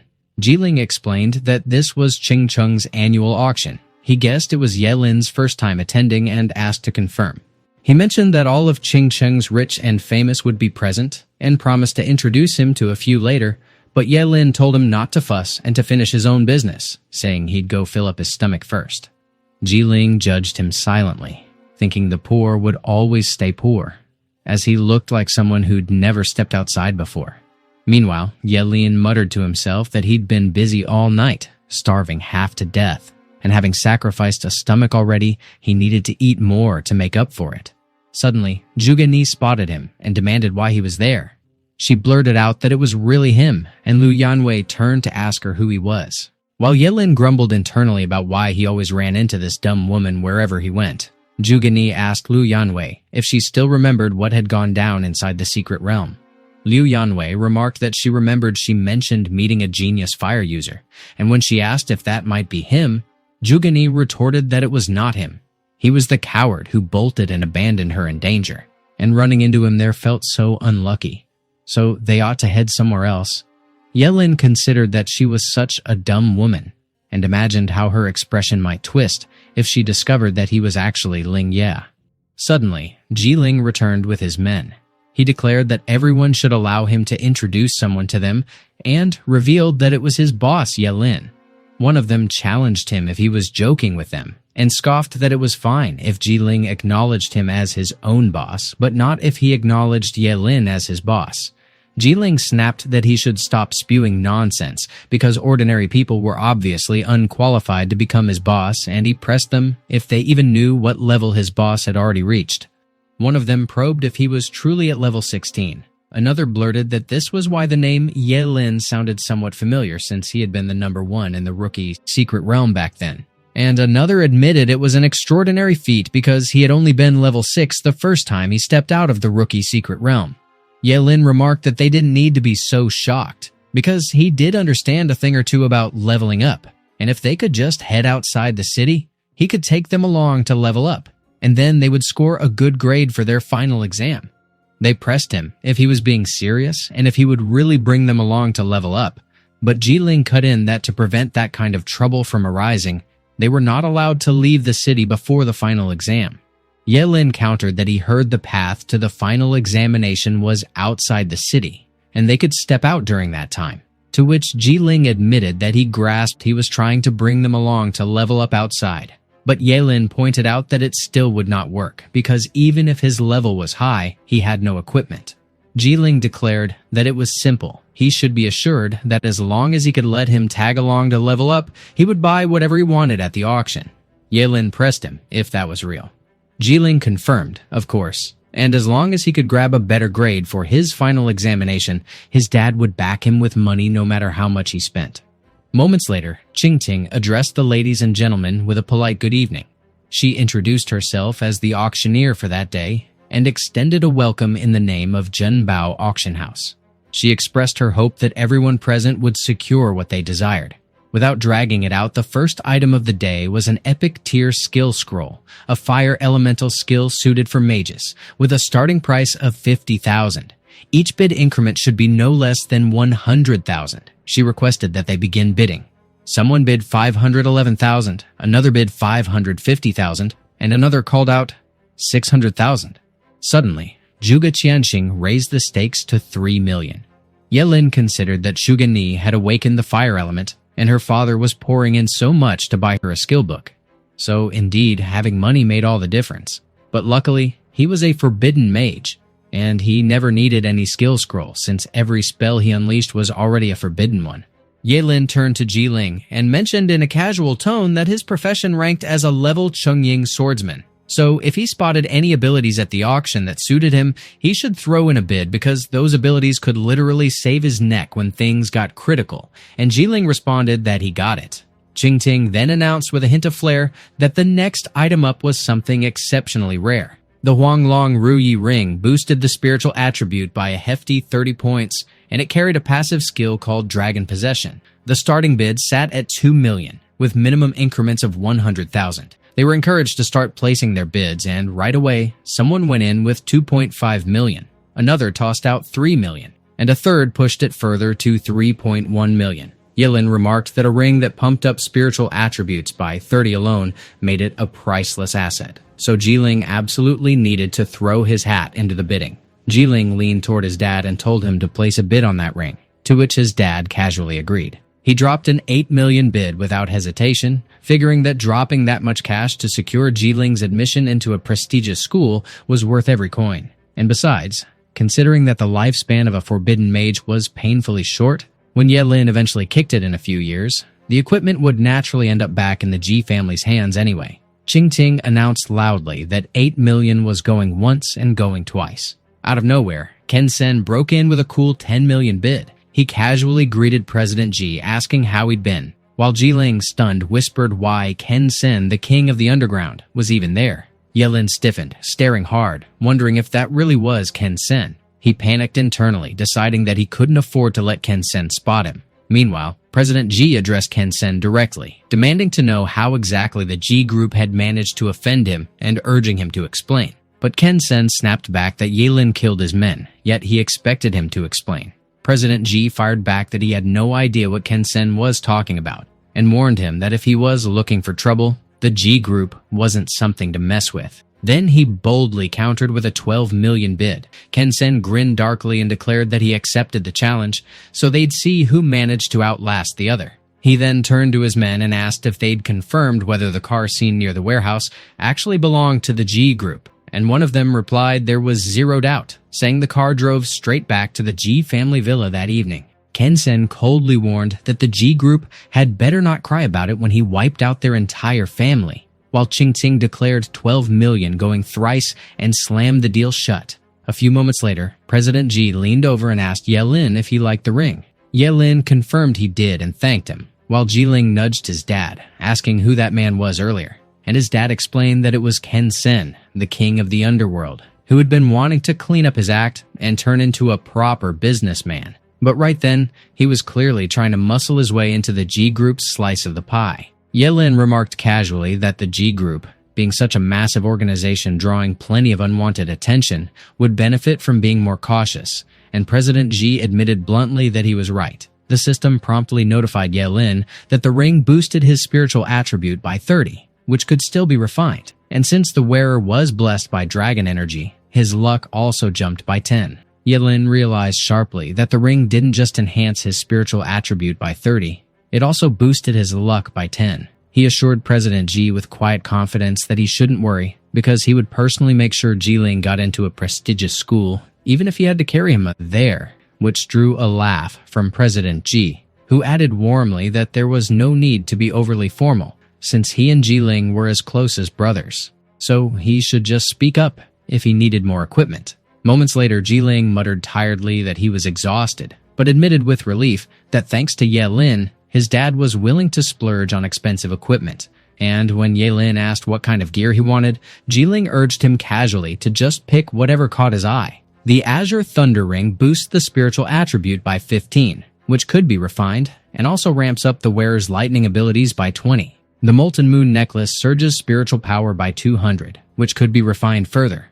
The Duel Yin-Yang Bracelet enhances the spiritual attribute by 40, which could be refined. And when both yin and yang bracelets are worn together, the healing factor skyrockets. Yelin noted with a satisfied grin that it was a pretty good haul. A ring to amp up thunder damage, a necklace to push spiritual power higher, and bracelets that upgrade the healing factor. He wanted all of them. He figured that especially with that bracelet, even if his body's secret got exposed, he'd have a reliable way to clear up the situation. He observed that the sword was ridiculously strong, and with it he'd finally unleash his level 10 forbidden spell. The Starfall Fracture boosts strength by 300, which could be refined, and under Starlight the strength bonus keeps climbing until it maxes out at 100. His forbidden spell, the Yangshu Sword Technique, doubles the sword's damage and can stack up to a terrifying 99 times, so he concluded firmly that it was a great blade, and with that weapon, he and Giling would dominate the upcoming exams. Meanwhile, Jugani scoffed openly, claiming she really couldn't understand what the Ji family saw in that coward. The Ji group burned through over 100 million on equipment alone that day, and the fact they spent so much on someone like Yelin made her suspect they were scheming something in secret. Suddenly, her attendant reported with a quick breath, that Liu Yanwei had arrived, and she wasn't alone this time, dragging others along while claiming they had critical details about the person she was after. She pressed to confirm if Liu Yanwei was truly there, and wanted to know what exactly this had to do with the one she had been searching for. She pressed again, asking if there was any chance they had information on Ling Ye, and instructed that they should be kept waiting in the guest room, declaring she would head there shortly. A few moments later, she faced Liu Yanwei directly and demanded to know if there was any news about Ling Ye. Liu Yanwei revealed that it was Investigator Huang who carried the information, and he stepped forward, greeting her before bluntly declaring that he indeed had details on the one she sought, but unfortunately, it wasn't good news. Jugani challenged him, demanding what he meant by that. He explained that a farm in Qingcheng had been burned to the ground, leaving many dead in the blaze. They discovered remnants of hellfire at the scene and traced it back to the same Ling Ye she was looking for. So, the investigation bureau wanted her cooperation in the matter. Jugani pressed if they were claiming Ling Ye was a killer and snapped that it was impossible since if he truly had been a murderer, he wouldn't have saved her back then. Liu Yanwei urged her to calm herself, and Investigator Huang clarified that the Ling Ye she referred to had the power to unleash hellfire, capable of wiping out level 8 enemies in one strike. Yet, despite their digging, they found no other leads on him, though there was another name involved, and they wanted to know if she recognized it. She demanded to know who it was. He revealed it was Ye Lin, explaining that according to their findings, there was a strong chance that the Ling Ye she searched for might actually be Ye Lin. She froze in shock, but she quickly shot back that he had to be joking because Ye Lin was just a coward terrified of dying, and that guy had run away from her, so there was no way he could be Ling Ye, much less someone capable of wielding hellfire. He pushed further, asking if she was completely certain. He activated his lie detection skill, and she fired back without hesitation that, of course, she was. She was the only one who had seen Ling Ye face to face, and there was absolutely no way that coward Ye Lin could be him. He concluded silently that no one could fool a polygraph expert like him, so it seemed clear that Ye Lin wasn't the murderer. He thanked her for cooperating and assured her he wouldn't trouble her further, but if she uncovered any leads, he requested that she reach out immediately, and she promised that she would. Meanwhile, Ye Lin urged that they needed to hurry and get the equipment tested, and when he asked Giling where they were heading, Giling explained it was the place he had mentioned, where the equipment could be put through proper trials. The receptionist greeted the two with a pleasant good evening and inquired if they planned on doing practical training that night, to which Giling confirmed, explaining his boss wanted to test his gear. She acknowledged it and politely requested Ye Lin's level, and he replied that it was level 16. She nodded, promising to set up a training room suitable for level 20 and below, mentioning the cost at 100,000 per hour. But he declined, insisting on a room designed for level 40 and below. She acknowledged his request without protest and assured him she would make the arrangements immediately. The level 40 dummies kept clanking loudly as they shifted across the room with mechanical rhythm. Ye Lin remarked casually that there were no cameras around, so he could mess around as much as he wanted without a care. First, he figured they should test the power of the life sword properly. He swung his blade hard and sliced the dummies cleanly in half with smooth precision. He slashed again, this time carving 3 deep paths straight through the dummies' bodies. He followed it up by unleashing his skill, Curse Spell, Life Sword, sending cursed energy rippling through the room. He remarked that it felt solid, and figured he should experiment with other curse spells too. Meanwhile, outside the room, Giling mentioned that the exam was coming up soon, so whenever his boss trained, he tended to go a little unhinged, and the receptionist commented lightly that with training that intense, he'd definitely get results. A short while later, Giling called out to Ye Lin, asking if he was done already, and Ye Lin admitted he was feeling a bit worn out, so he planned to grab some rest. He turned to the receptionist and asked if he had to pay for the damage in her training room, and she scoffed, saying he had to be joking, because if someone like him, a level 16, could break anything in a level 40 training room, then the equipment quality wasn't worth bragging about anyway, so there was no way they'd charge him. Ye Lin nodded, called it good, and said he and Giling should head out. On the other hand, when the receptionist finally stepped into the training room, she froze. She couldn't help but call on every heaven she knew when her eyes landed on the wreckage inside. Meanwhile, 2 guards stood stationed at the main door of the G family residence.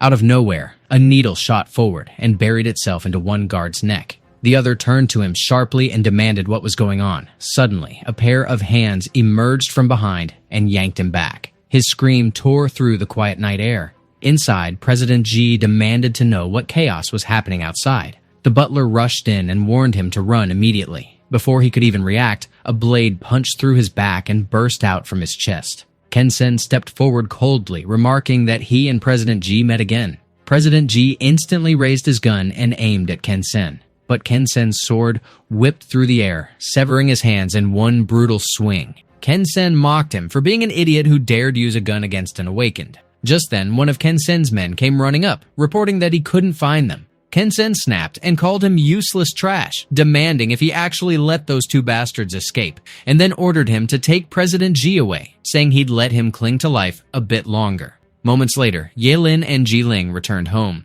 Giling frowned and wondered aloud why the lights weren't on, asking if there had been a power outage. Out of nowhere, Giling caught a sharp metallic scent. He muttered that it was the smell of blood. He flicked the lights on fast. Right there by the door lay a heap of the guards' mangled corpses. Giling stammered that they must have walked into the wrong house because there was no way this could be his home. But Giling warned him to stay sharp. Giling quickly called his dad and Uncle Fu to ask where they were. Suddenly, Giling called him over, saying he needed to see something. Giling bolted toward him instantly. A letter on the table warned that if he wanted to save his father, he had to bring Giling to the underground black market. And for every 6 hours he delayed, a piece of his father would be cut away. Giling exploded, declaring that it had to be Ken Sen and swearing he'd kill him. Giling blamed himself and told Giling to find a safe place to hide while he went to rescue President Ji. But Giling refused, insisting he wanted to kill Ken Sen himself and save his father with his own hands. Before Giling could protest further, Giling struck him hard in the neck, knocking him unconscious. Giling muttered that Giling should trust him because he'd bring President Ji back alive. He laid Giling carefully on the couch. He vowed darkly that he'd show Ken Sen just how terrifying a cursed master willing to gamble his life could be. A few moments later, he arrived at the Qing City underground black market. 2 men stood guard outside Ken Sen's door. Giling silently vaulted across nearby buildings to close the distance. He tucked himself into the shadows behind a wall. He figured it was lucky that his speed gave him the upper hand. But then, one of Ken Sen's men casually glanced back and smirked at him. Giling wondered if they had spotted him already, and told himself that couldn't be possible. The man called out, asking what era they were even in if Giling was still hiding in the shadows. Yillin's mind raced, wondering if they were using infrared night vision, and whether the black market had tech that advanced. But the man just told him to come along, because their boss had been waiting for him for a long time. Ken Sen's men marched straight toward Giling with zero hesitation. Giling figured it would be way simpler to just charge in head-on instead of overthinking it. He unleashed his skill, Curse Spell, Burning Reincarnation, without wasting a breath. He decided the right one had just grown back anyway, so they might as well sacrifice the left this time, all while griping about his kidney like it owed him money. One of Ken Sen's men barked that their boss called him a troublesome guy, so they should just put a bullet in him already. But Giling slipped past every single shot like dodging rain. He answered back with a surging orb of energy that detonated between them. Some of the men vanished inside its burning radius, while the rest staggered back, untouched but shaken. Giling followed up with his skill, Fleeting Dance, figuring that since it had come to this, no witness from that night could walk away or his secret would spill. Ken Sen's master stood right there, watching. Suddenly, one of Ken Sen's men cast wing magic, while another ripped out a wind blade without hesitation. Giling clocked how damn fast they moved. It had to be a wind-type awakened, easily above level 30. One man cursed him for being a little bastard bold enough to show up alone, throwing in if he wasn't scared of dying, while the other reminded him their boss wanted Giling alive and promised he wouldn't kill him. Giling muttered he was unlucky to have brought his sword along this time. They should just come at him and see how many times he could stab them, then triggered his skill, Curse Spell, Life Sword. One of the men scoffed that he was just a brat getting cocky, then summoned Wind Magic Dragon Pistol without blinking. Giling parried with his first sword. Another man snarled he was quick, but dared him to take this strike, unleashing his own wind blade. Giling countered with his second sword. One man admitted he was fast, but mocked him, asking if he planned to just scrape him. Giling told him not to worry, and to hold on tight since he clearly didn't know a thing about his sword skills yet. He followed through with his third sword. Then came his fourth sword. He kept chaining blades until the eighth sword shattered one man's weapon and hurled him flying through the air. The other man's face twisted with panic for his brother. On the other hand, Giling grimaced and muttered about the stabbing pain, insisting the eighth one hit with brutal intensity. The man pressed, demanding how it was even possible and what kind of sword technique that could be. Yelin retorted sharply that he didn't need to know. The man choked out a groan as Yelin's blade tore across his throat, and his brother screamed his name in shock. The dying man rasped that Yelin wasn't human, calling him the devil outright. He burned instantly under the surge of infernal fire. Yelin directed the blaze at him without hesitation. He declared that he had warned them already. None of them would leave this place alive tonight. Suddenly, the building's door burst apart with a violent explosion. One of the men begged desperately to be saved, while another shouted that Yelin couldn't be killed, no matter how hard they tried. Yelin drove his first sword clean through one man's neck, severing his head in a single motion. His second sword sliced brutally into another man's shoulder, splitting flesh and bone. Without pause, he lunged forward, chasing after the third man. He barked at him not to run since he still needed to count again. Then his stride faltered when Jai Shuki suddenly blocked his way. Jai Shuki, the black market's #1 fighter at level 42, remarked coolly that it had been a long time since anyone dared storm this place alone to stir chaos. He challenged Yelin, demanding to know his secret, and marveling that he hadn't fallen even after taking such vicious injuries. Yelin noted grimly that the massive axe looked like it weighed several hundred kilograms, and he told Jai Shuki to set it down first, promising he'd talk. Jai Shuki sneered that he'd rather kill him first and study his corpse slowly. He swung the colossal axe with brutal force, shattering part of the stairs. Yelin reacted instantly, unleashing his skill, curse spell, burning reincarnation, fleeting dance. Jai Shuki laughed darkly, recognizing him as a curse master, and mocked him by asking how long he could endure burning away his own life for power. He lunged forward and hammered Yelin with relentless strikes. One blow forced Yelin to release his sword, which spun high into the air before plunging into the floorboards at a distance. Yelin figured, just as expected, a level 42 awakened turned out to be a beast of an opponent. Jai Shuki pressed him with a mocking edge, wondering if he was seriously a curse master swinging a sword, then jabbed that his sword skills were painfully off the mark. Yelin braced himself, convinced he had to dodge that strike, but to his shock, he couldn't pull it off, and the blow slammed hard into his shoulder. He roared in pain as his body crashed violently against the wall. Jai Shuki strolled toward him with calculated calm. He remarked that he was only warming up, yet Yelin was already on the ground. Yelin admitted bitterly that against a close combat expert, his sword skills just didn't cut it. He forced his trembling hand into motion. He sacrificed his liver, kidney, left lung, stomach, gallbladder, bladder, duodenum, pancreas, large intestine, and spleen in a single brutal exchange. He unleashed his curse spell, world-destroying thunder. A devastating bolt of raw energy tore down from the heavens, smashing straight into the city. Jai Shuki froze in horror as the impossible unfolded before his eyes. He stammered that it couldn't be real. Then agony ripped through him, and he screamed as the power consumed him. In a blink, his entire body disintegrated into ashes. Yelin muttered that his sword skills might not measure up, and when asked about the thunder, he dismissed it coldly, saying there was no point in knowing. He could go ask the King of Hell instead. Having sacrificed too many organs at once, dizziness washed over him like a crashing tide. Meanwhile, a lady mentioned she'd heard whispers about a small intruder below, and she checked with Ken Sen if everything was fine. But he scoffed, and asked what could possibly go wrong with Jai Shuki stationed there. Ken Sen teased her about having something delicious prepared just for her, and invited her to take a bite, to which she playfully accused him of being bad. Out of nowhere, Yelin burst through the door. He called Ken Sen by name, declaring his presence, and demanded to know where President G was. Ken Sen mocked him as a little brat who somehow managed to get in and snapped back, asking where Jai Shuki had gone. Yelin declared flatly that Jai Shuki was dead, and warned Ken Sen that he'd be next. Ken Sen only laughed darkly, claiming there were plenty who wanted him dead and Yelin simply wasn't qualified. He lunged and clamped a crushing grip around Yelin's throat. He then unleashed his heavy power-breaking grasp and spat out that Yelin should remember this agony in his next life and never dare mess with him again. He cursed bitterly and growled that he'd wanted far more time to deal with him, but he was honestly stunned when Yelin pushed himself back up like nothing happened. He watched him pull through the wreckage of injuries across his body with impossible speed. He pressed if he wasn't dead already. Yelin remarked that he hadn't had his fun yet, and then offered up his left eye without hesitation. He unleashed his curse spell, Eyes of Eternal Freeze. Frost sprawled over the floor, locking Ken Sen's feet under jagged sheets of ice. He demanded what kind of curse spell that was, and snapped that he couldn't move an inch. Yelin warned him to start talking, and pressed him on where President G was. Ken Sen shot back that he wouldn't spill a thing. Yelin hinted darkly that he might just lose those arms instead.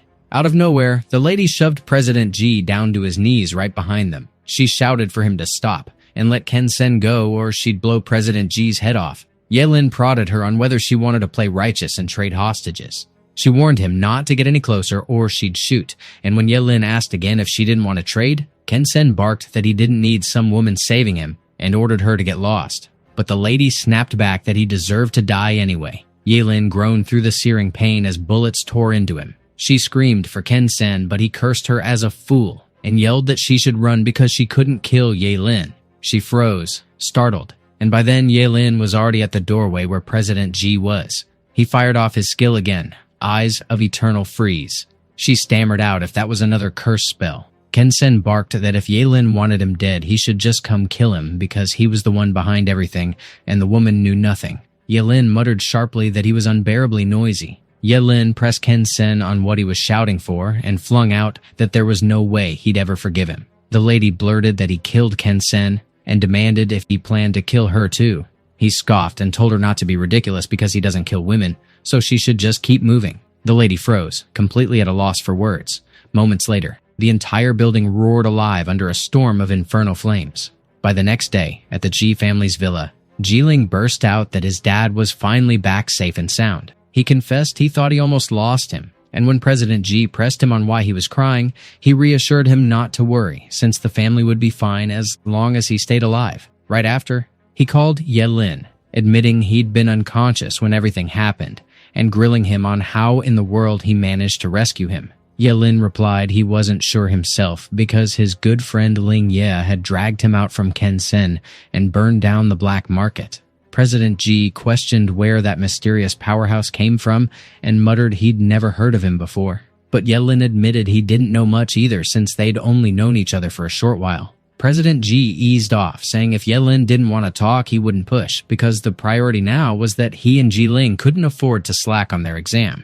Yelin agreed they'd get ready. Out of nowhere, Investigator Huang jumped in, cutting sharp that Yelin wasn't going anywhere, introducing himself as an officer from the Investigation Bureau. He announced they suspected Yelin of being tangled in a major murder case in the city and ordered him to come with them for questioning, flashing the arrest warrant. Yelin cursed silently, floored that they'd shown up this fast, and decided it was too reckless to resist in the open, so he'd go along for now. Giling demanded to know why they were arresting his boss, while Yelin told President G to make sure to come pick him up, and President G assured him he'd hire the best lawyer to get him out. Meanwhile, Juga Chaning stepped into Jugani's room. He shared that there was news about Lin Ye, the one she'd been searching for. She asked if they'd found him, and he suggested she change clothes first because Investigator Huang from the Investigation Bureau was waiting for her downstairs. Juga Chaning exited, coughing under his breath. He muttered that he never expected Yelin to handle Ken Sen single-handedly, and wondered when he'd ever ask him for a favor. Over at the Qing City Investigation Bureau, Yelin sat restrained in the interrogation room. Suddenly, a man barged in. Yelin fired off that he wouldn't say a word until the lawyer showed up. But the man warned him not to get cocky and pushed him to start talking, demanding to know where it was. Yelin frowned and asked what he was even talking about. The man barked at him to quit playing dumb and hand over the key he took from Ken Sen, promising to spare him if he complied. Yelin mulled bitterly over what the hell the guy meant and what key he was rambling about, grumbling inwardly that he was clueless. He shot back that the key wasn't with him and warned the man he'd gain nothing by laying a hand on him.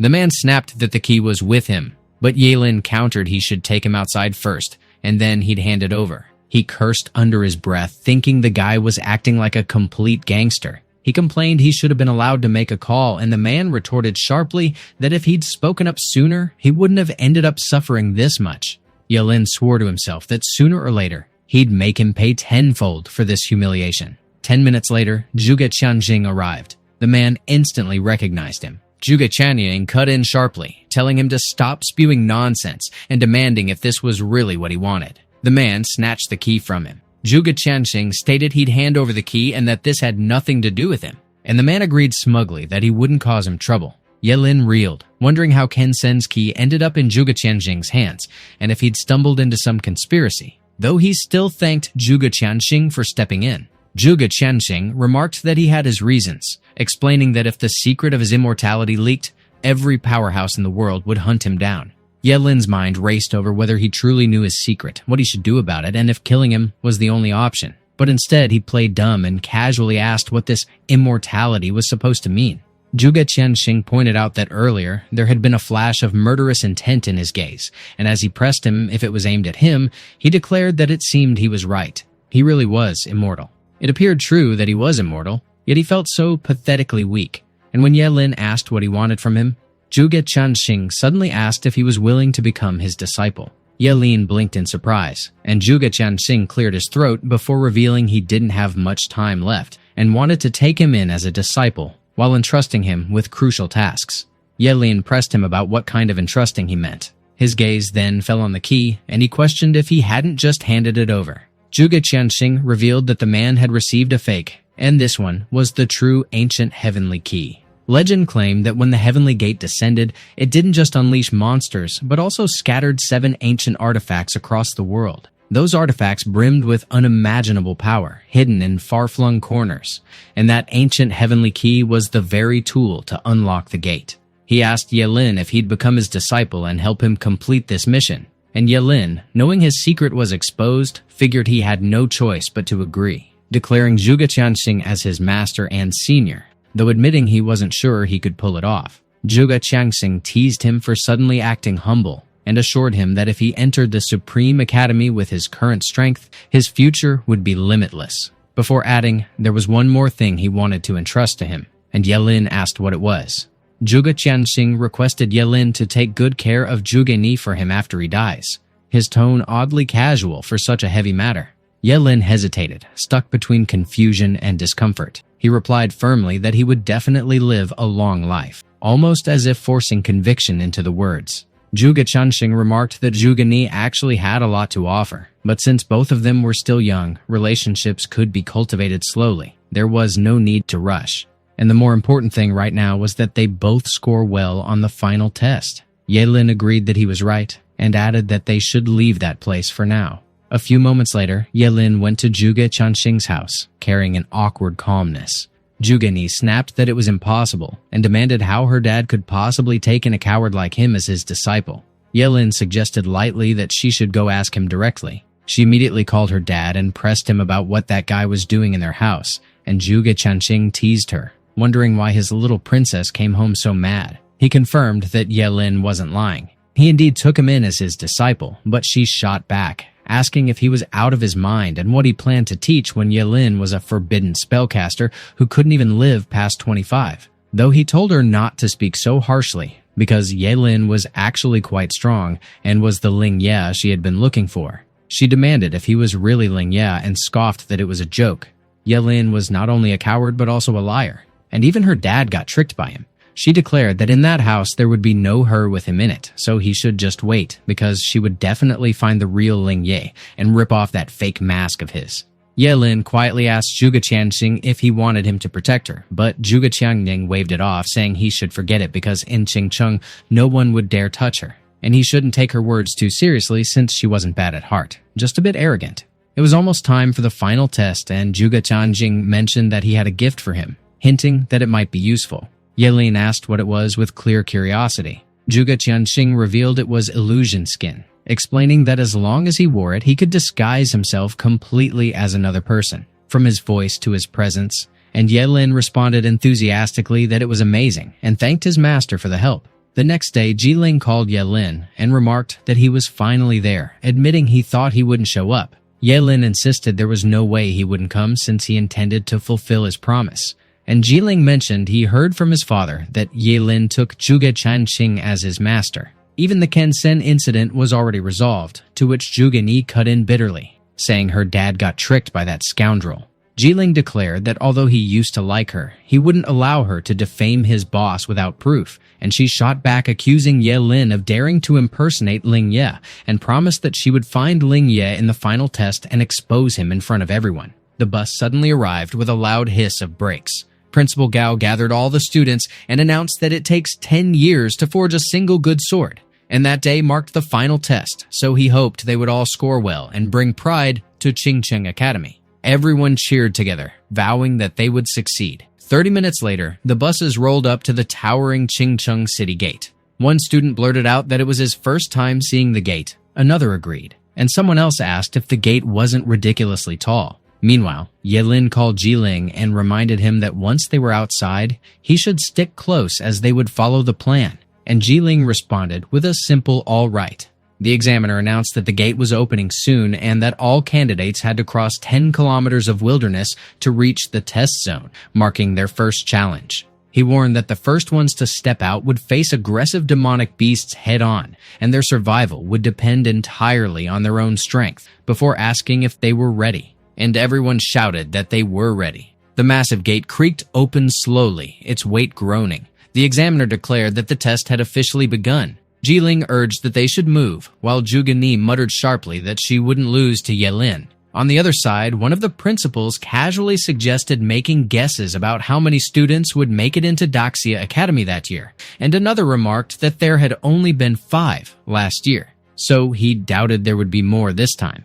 Principal Gao countered confidently that no matter the numbers, Qingcheng would at least have 2 students making it, but the other principal warned him not to get too cocky. Meanwhile, in the wilderness, one of the students gagged and asked what the smell was, complaining that it was disgusting, and another explained it was the stench of demonic beasts' corpses.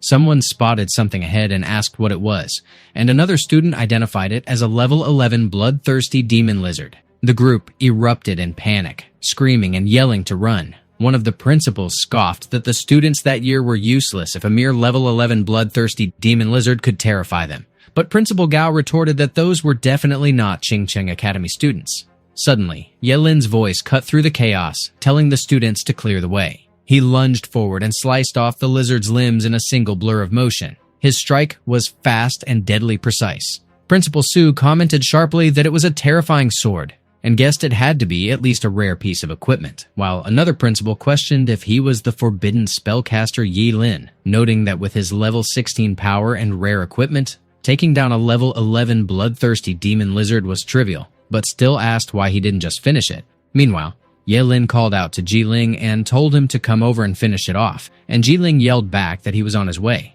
The system chimed, notifying that a level 11 bloodthirsty demon lizard was slain as a team effort, granting them each 40 EXP. One of the students muttered, if the level 16 Forbidden Spellcaster was Jiling's tool for farming experience points, another gushed that it was too good to be true and wished he had a teammate like Yelin, while yet another asked if Yelin still needed a subordinate.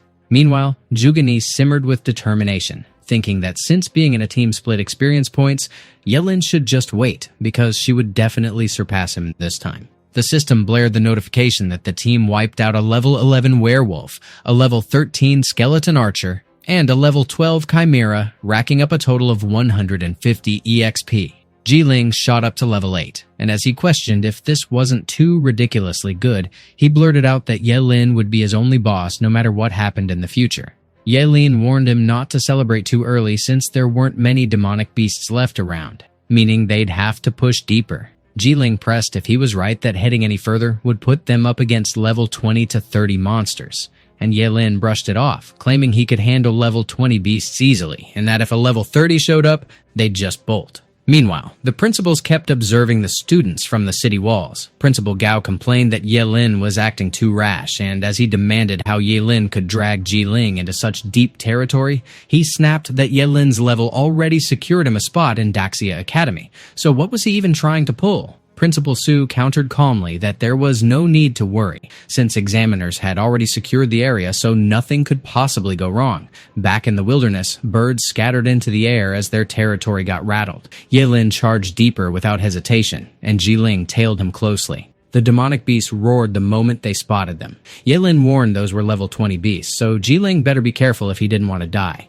And Giling scoffed that he treasured his life plenty. Yelin then sprang into the air. He grimaced internally, knowing the lifespan sword skill drained him too hard, so there was no way he could keep it up for long. Instead, he unleashed his forbidden spell, World-Ending Thunder. Giling winced and muttered that it was way too brutal, since the level 20 beasts got shredded instantly. and he asked Yelin if he always killed them like that. Yelin shrugged it off, claiming this wasn't even the brutal part yet, and out of nowhere, an examiner blocked their path. He declared they couldn't leave the test area without permission since things got dangerous beyond that. Yelin pushed if that meant they couldn't go deeper, and Giling guessed they were probably about to leave the test zone, so Yelin just accepted it. Suddenly, Yelin stiffened. He warned the examiner to watch his back, but the examiner only clicked his tongue. The man accused him of trying to trick him into looking away so he could dash out of the zone, bragging that he'd been an examiner for 20 years and wouldn't fall for such a cheap move. But Yelin snapped that no, he really should turn around.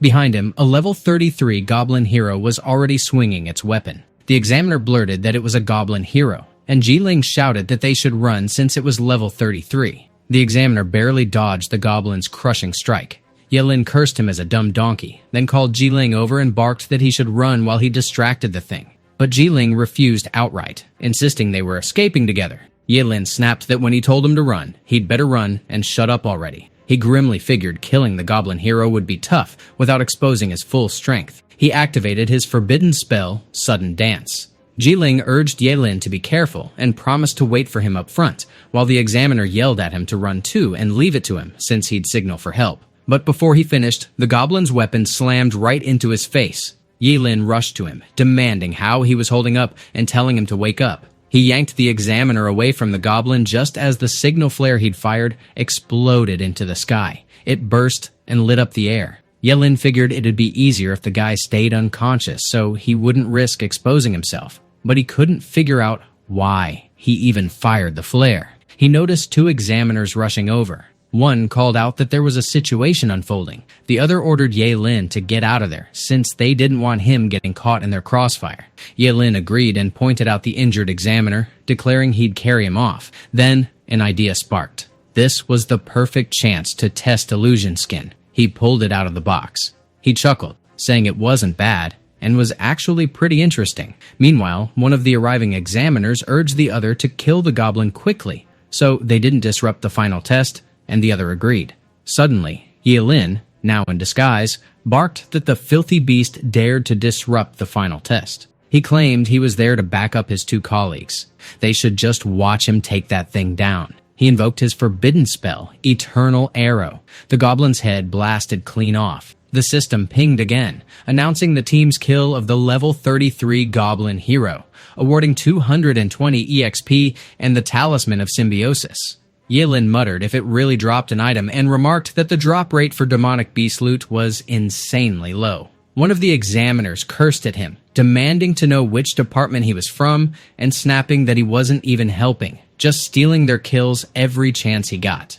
Yelin shrugged and remarked that he shouldn't bring it up, since he never leaves his name when doing good deeds. So the examiner could just call him a kind man instead. The examiner barked that it was nonsense, and another examiner cut in, urging him to forget about it for now since they needed to finish the exam first and promising they'd track him down after it was over. But Yelin casually threw back that they wouldn't find him after that anyway. Yelin was still deep in the forest, but he had gotten closer to the final test's teleportation gate. He quietly returned the clothes to the unconscious examiner. He commented with satisfaction that he had to admit the illusion skin was absolutely fantastic. Not long after, he obtained the item Symbiotic Talisman, which could bind to only one person, letting both completely share the experience gained from killing monsters for 6 hours, as long as their levels weren't more than 10 apart. He called it incredible stuff and muttered that if used right, it was basically the same as earning double EXP. Suddenly, Giling screamed, shouting for someone to save him.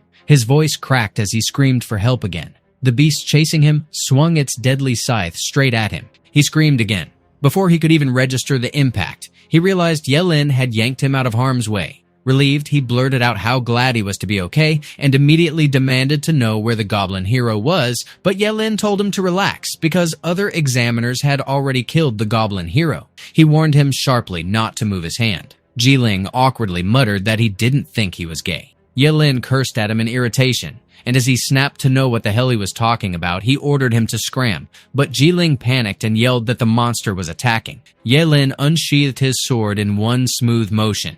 He unleashed his forbidden spell, Lifespan Sword Skill. The system instantly notified them that the level 13 Anubis soldier had been killed, granting 130 EXP and triggering the symbiosis effect. Jiling's eyes widened as he asked if it was the symbiotic talisman and where Yelin even got it. Yelin snarled that he should just go kill the mobs himself, calling him a disgusting thing, and Giling rushed to explain it was a misunderstanding and that he was actually really straight. But Yelin waved him off, ordering him to scram and stop following him, since they had the symbiotic talisman and needed to level separately to maximize the shared EXP effect. Giling reluctantly agreed, but muttered that there weren't many monsters around that he could handle. Elsewhere, one of the students shouted for the others to hurry because a level 10 werewolf was about to die. Then someone suddenly noticed Yelin's speed and exclaimed how ridiculously fast he was. Another gawked that it was absurdly broken, while someone else demanded to know what skill he used to wipe out 3 werewolves in an instant. One of the students confidently explained that he knew Yelin. He was the Forbidden Spellcaster who had ranked first in the previous test, only for another to scoff and ask if he was the short-life Forbidden Spellcaster, wondering if he planned to die killing monsters like that. Someone interrupted and pointed out that Yelin looked like he was actually recovering, and another observed that it seemed to be because of the equipment on his wrist. Yelin frowned inwardly, determined to hide the secret of his immortal body from them. Suddenly, a frantic student yelled that they should run and begged for help. Another cursed loudly and shouted that they had to get out because a level 20 Minotaur was coming. And yet another screamed that level 20s were no joke since they could kill them instantly. Yelin stepped forward, blocking the path of the incoming beasts, and laughed. He told them all to run because every last one of those monsters belonged to him. In a blur, he darted forward and sliced down every monster in his way.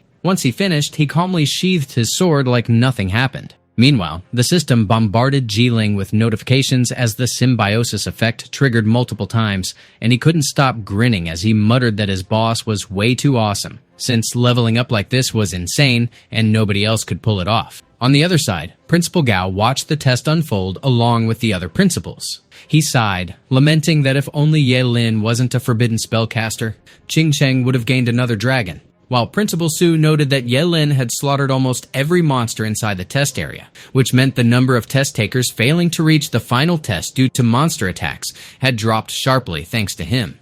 Somewhere else, a group of students shouted for everyone to look. One of them declared that leaving late was actually a blessing, because now that those monsters were gone, their route would be clear. And another agreed, noting how it really did look like there weren't any monsters left ahead. Someone cheered that it was great since they could get to the teleportation gate safely. And as another urged everyone to hurry up, someone else questioned what the rush was, and how they could even take the test if they got injured. And meanwhile, another student reminded everyone that the moment they stepped through the teleportation gate, it would be time for the final test. Yelin muttered that all the monsters were dead anyway, and that he'd just hit level 18, grumbling that the higher the level, the harder it became to climb. It was finally time to enter the final examination zone. He stepped into the portal without hesitation. Behind him, the entire scenery shattered like glass. He then glanced around and muttered, if this was really the final examination zone. Yelin grumbled that there were way too many people around, and Giling called him anyway. He bragged that he was really his true boss and totally amazing, but Yelin cut him off, snapping that it was enough and he should just let him go since there were too many people crowding the place. Giling pressed if he could even believe that he'd already hit level 15, but Yelin shoved him off verbally and told him to stay away. Meanwhile, Jugani cursed under her breath, frustrated that after all that brutal grinding, she'd only managed to gain 2 levels. But she brushed it off, figuring it didn't matter much, since the final test could be crushed with her skills and attributes anyway. Then, the examiners suddenly descended onto their designated platforms. They ordered everyone to stay silent. Lin Yuan greeted the test takers with calm authority, welcoming them to the final test and introducing himself as the chief examiner. He explained that the forest outside the city was nothing more than the entrance to the final test. Only those who had survived the journey and made it this far were qualified to even take it. He laid out the structure. The test had 2 parts: the comprehensive assessment and the ring battle. The comprehensive assessment contained 10 stages, each worth up to 10 marks, and only those who scored at least 85 in total would qualify for the ring battle. Winning a ring battle granted 10 marks, and the highest possible score was 150, which determined the top scorer of the year's final test. Special items were strictly forbidden inside. Anyone caught using them would be disqualified on the spot. With that, the rules of the final test were declared. The comprehensive assessment began, and he instructed the students to line up in groups of 10 and enter the assessment rooms. Giling felt the weight of the moment crash over him. The final test that would decide his fate had finally begun. It was all on him now to carve out his own future. The students filed into the assessment rooms one by one, leaving only the examiners behind in the gathering hall. Lin Yuan stood there reviewing the data in his hand when the Supreme Academy Supervisor, Su Cheng-shin, arrived and apologized for being late. He waved it off, saying she was right on time, and she immediately asked if there were any standout test takers this year. He confirmed there were quite a few, especially Lin Ye, who was already level 18. And when she saw his stats, she remarked that he was already qualified for enrollment into the Supreme Academy. Lin Yuan sighed that it was a shame. She noticed he was a forbidden spellcaster, and pointed out that even with an A-class profession, the Supreme Academy would still accept him. Lin Yuan explained that this was exactly why it was unfortunate. If he weren't a forbidden spellcaster, Ching would gain another dragon-level powerhouse. She quietly agreed it was indeed a shame. Suddenly, they received a notification that the test results had just updated, showing Giling was on the second stage of the comprehensive assessment, the attributes test, and had scored full marks. His stats displayed jaw-dropping numbers: strength at 480, agility at 270, and mental at an astonishing 1,199. One of the examiners blurted out in disbelief, questioning how a forbidden spellcaster could possibly have 480 strength, whether he had gear boosting it, and why he'd even need that much strength unless he planned to brawl like a warrior. Another examiner agreed, pointing out that 480 strength already surpassed a lot of warrior-class professionals. Lin Yuan told them to wait and see what happened at the third stage, since that part required him to actually unleash his attacks. Inside the assessment room, the examiner announced that the third stage was the attack assessment, and instructed test takers to unleash their strongest attack skill. Giling hesitated, mulling over whether to really use his most powerful move and realizing that if he unleashed Godly Chaos Thunder, he'd completely expose himself. He decided to go with a smaller Thunderstrike instead. He sacrificed his tonsil without hesitation. Then, he unleashed his forbidden spell, World-Destroying Thunder. The force of the spell obliterated the dummy, leaving nothing but ashes behind. The examiner remarked that the dummy was supposed to withstand only attacks under level 25, and now it was completely destroyed. One of the examiners blurted that he was just level 18 and the dummy blew apart from a single strike, while another countered that what he used was a forbidden spell, and pressed if everyone had forgotten how absurdly strong those were. Lin Yuan pointed out that the kid was casually throwing forbidden spells in the final test. Moments later, the system notified them that the test taker Yaling's comprehensive assessment, Stage 4 Agility Assessment, was full marks. Stage 5, the Explosive Power Assessment, also came back full marks. Stage 6, Sustained Damage Output Assessment. Stage 7, Escapability Assessment. And every other assessment down the line. Full marks without exception. Lin Yuan muttered that the kid tossed around forbidden spells like they were nothing, so surviving past 20 would practically be a miracle. Another examiner nudged him and asked if he planned to raise the difficulty level for the final stage. He turned to Su Cheng-shin for her opinion, and questioned if the Supreme Academy would even take him in if he somehow got all full marks, but she apologized and refused. From her view, Lu Jun, Wang Zhenglin, Jugani, and Giling were far more suitable for the Supreme Academy. A forbidden spellcaster, after all, gained strength by trading away his lifespan, so the Academy would just be wasting resources on him. Lin Yuan conceded and sighed that it was a shame. Moments later, students began emerging from the assessment rooms. Giling called out to Giling, boasting that he scored 96 marks and was basically set. But Giling pressed him on why he didn't get full marks, and Giling muttered that he'd rather not talk about it since his deductions came from the actual combat assessment. One of the students moaned about only getting 55 marks and wondered what he should do, while another said he scored 85 marks, enough to secure a good university. Lin Yuan then announced the rankings. Giling first with 100 marks, Jugani second also with 100 marks, Lu Jun third with 98 marks, Giling fourth with 96 marks, and Wang Zhenglin fifth with 95 marks. He instructed test takers below 85 marks to leave under examiner guidance, and added that those with 85 and above could also leave if they wished, but walking out meant forfeiting the match. Jugani suddenly voiced objections, demanding why she was in second place when both she and Yelin had full marks. She spat that there was no reason she should rank beneath that disgusting Yelin. One student agreed, arguing they both should share first place. Another complained that if their marks matched, why the male ranked higher, throwing in bitter words about the world despising women. Another muttered about unfair treatment and female discrimination. Lin Yuan cut them off sharply, ordering them to shut it and look at the big screen. The students whispered that it was expected from Juga Chaning's daughter. Like father, like daughter. Her skills and adaptability were undeniably top tier. But Yelin wasn't ordinary either. He'd killed a level 25 demonic flame wolf using just one skill. He dropped the beast in under a second. Realization hit them all at once, and they finally understood why Jugani was placed second, despite also having full marks. Silence fell across the room, thick and heavy. Lin Yuan's gaze swept over the crowd, and he pressed if anyone else had objections to the final test result. Lin Yuan remarked casually that since nobody raised any objections, the test takers who scored above 85 could kick back for half an hour and get themselves ready for the tournament. Meanwhile, Principal Gao pressed with a half smile if the top scorer was Ye Lin and the runner-up was Jugani, then turned to Principal Su with the sharp note that Qingcheng Academy was about to shake up the world, and Principal Su admitted it was true. Both perfect scorers came from Qingcheng Academy, so he felt like he was riding a lucky streak that year.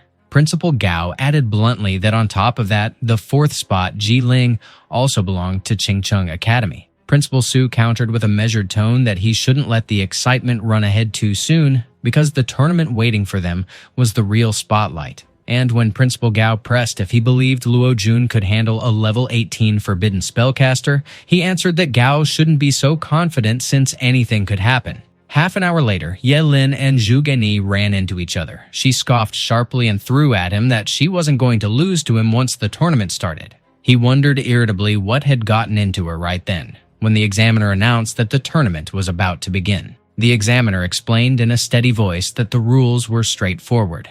The matches would follow a lottery format, each win worth 10 marks and a ticket to the next round. So the lottery would now begin. There were 104 test takers, and pairs were set, so the serial numbers adding up to 104 would face off. Ye Lin held number 18, which meant he was clashing with number 86, B.I.B.B. Giling nudged him to look carefully, pointing out that since he was number 18 and Giling was 24, it was clear he was lined up against number 86, to which he agreed with a nod and said it looked like his next opponent was already settled. He stepped out toward the arena, and Giling urged him with a grin to give it everything he had. The examiner requested both competitors to announce their profession and level, and the moment she declared the battle begun, Ye Lin remarked coolly that it would be wiser if his fellow classmates surrendered right away. But B.I.B.B. snapped back that she wouldn't give in, and even if he was strong, he had no right to underestimate her. He acknowledged her courage with a faint grin, pointing out that anyone who managed at least 85 marks wasn't someone ordinary. He then unleashed his skill with decisive force. A dark cloud rolled in heavy and grim, and it unleashed a raging thunderstorm with reckless fury. A shimmering blue dragon burst forth from the storm and lunged toward him with majestic force. The students who had been watching stiffened in panic, their nerves locking their bodies in place. Bolts of lightning crackled wildly from Ye Lin's hand, fierce and unrestrained. His entire frame glowed as electricity surged through him, the dragon merging into his body with raw intensity. The examiner reminded him in a clipped tone that killing inside the tournament was forbidden, or he'd be tossed out of the final test altogether. He admitted bluntly that he had no desire to kill her, but needed her to yield. B.I.B.B. whimpered that it was far too terrifying, and broke into sobs. One student grumbled that he was nothing short of an animal to make such a beautiful girl cry, while another chimed in that he always assumed fear-stricken crying was just some overblown adjective, only to discover it worked more like a preposition. Ye Lin urged his classmate flatly that she should just surrender. The examiner declared test taker number 18, Ye Lin, the victor of the first round, granting him 10 marks. He remarked that it was a pity, so he would move on to observe the other arenas. In one match, Jugani boasted that her opponent didn't stand a chance against her. In another, Lu Jun scoffed if someone like his opponent truly dared to face him. Meanwhile, Giling laughed with sharp delight, boasting he had never savored the thrill of crushing someone purely through overwhelming difference in levels. The examiner announced the winners as numbers 46, 129, 79, and 12. She proclaimed that the second round of the tournament had officially started. Chen muttered that if Yelin turned out to be his opponent, things might get troublesome, but he declared he would still prevail, flaunting his rank as a level 11 cloud stepping swordsman. Yelin wondered sharply if he carried that much confidence just being level 11 and suspected he might have some ultimate trump card, deciding he couldn't afford to lower his guard. But Chen abruptly conceded defeat. He quickly slid his swords back into their sheath, leaving Yelin baffled. Yelin demanded if he hadn't just claimed victory was his. Chen insisted, of course, he would win, arguing revenge could wait since they were bound to meet again down the road. The examiner, hesitant and uneasy, announced that test taker number 18, Yelin, had claimed the second round, adding another 10 marks. One student questioned aloud if he had truly won without fighting, while another pointed out how easily he advanced since his opponent folded, and another griped that it seemed a little much. Yet another cut in, saying it was perfectly reasonable. Who in their right mind would gamble their life against a short-lived forbidden spellcaster? When the third round arrived, an examinee cursed bitterly and groaned at his rotten luck. He snapped that drawing that monster was unbearable, and calling over to the examiner, he surrendered on the spot, forcing the examiner to declare test taker number 18, Yelin, the winner of the third round, with another 10 marks stacked on. Yelin muttered with dry disbelief that he hadn't even moved a finger, and his opponent had already surrendered. One of the students piped up, tossing out the question of how the guy pulled off 3 straight wins with just one forbidden skill, and if that meant the last test was a total cakewalk. Another let out a tired breath and jabbed at him, asking if he actually believed the guy could get perfect marks without lifting a finger. Then another cut in, saying they ought to check out the rest of the test takers. Meanwhile, Wang Zhengguang was darting across the arena with sharp, fluid movements. He locked into a clash with Lu Jun. Wang Zhengguang held the rank of level 13 Iris Sword, while Lu Jun stood at level 14 Dragon Shadow Spear. Wang Zhengguang remarked that Lu Jun looked about ready to tumble into the loser bracket. Lu Jun fired back that he wasn't nearly weak enough to sink that low. One of the students muttered how terrifying it all was, then pressed if this was really what it looked like when two powerhouses collided. Another blurted that he couldn't even track Wang Zhengguang's figure, and if he had been up there, he'd already be crushed in seconds. Another confessed it was downright frightening, and even though he had gone through a job change himself, he could feel plain as day they were playing in an entirely different league. At the same time, Lin Yuan and Su Chengxin were glued to the screen, following every beat of the duel. He casually asked her who she figured would come out on top, and she instantly pointed at Lu Jun. Back in the ring, Lu Jun unleashed his Shadow Cloud Pierce. Wang Zhengguang was smashed down hard into the floor as his attempt to block shattered, his sword snapping apart and his blood staining the ground. Elsewhere, the examiner casually announced that test taker Ye Lin had skipped the 5th round, complaining out loud that it was dull since he'd been skipped over again. But suddenly, his gaze sharpened as something caught his attention. He perked up, pointing out that Giling had been matched against Jugani that round, and that promised to get interesting. Jugani frowned and demanded to know what Ye Lin had handed Giling to make him follow orders. He replied firmly that Ye Lin was his boss, and when she finally learned who that boss truly was, she'd end up regretting it. She scoffed, called him stubborn, and then activated her Phoenix Flame explosion. A barrage of fireballs came screaming down at him. He quickly noted how her fire elemental spells seemed like instant casts. He hurled himself off the floor, narrowly avoiding the blaze. He reasoned that as a close-range fighter facing her long-range assault, he couldn't afford to take a single hit. She smirked and told him to show her how many dodges he had left in him. Suddenly, fire roared up from the blast zone beneath him. Alarm jolted through him as he caught sight of it. He barked that since dodging was impossible, he would strike straight through. He pulled out his sword skill. Slash. The raging flames dissolved into harmless smoke. He declared that he would fight her head-on. She sneered and snapped that he was a fool. She ordered him to quit now before he burned out. She then flung out another red flame surge. He fired back that underestimating him carried a price. She retorted that he was nothing but arrogant. Watching from afar, Ye Lin remarked flatly that Giling clearly wasn't any match for that loudmouthed woman. At the same time, Su Cheng's Shen muttered that Giling was bound to lose, while Lin Yuan shot her a look, calling the kid insane and warning the examiners to be ready to dive in and pull him out. On the stage, Jiling's entire frame was consumed by flames. Jugani staggered in surprise at his reckless stunt. She snapped at him, demanding if he had lost his mind. He shot back that it was a warning meant for her. He growled that while she could provoke him, his boss was off limits. For the first time, unease crept into her.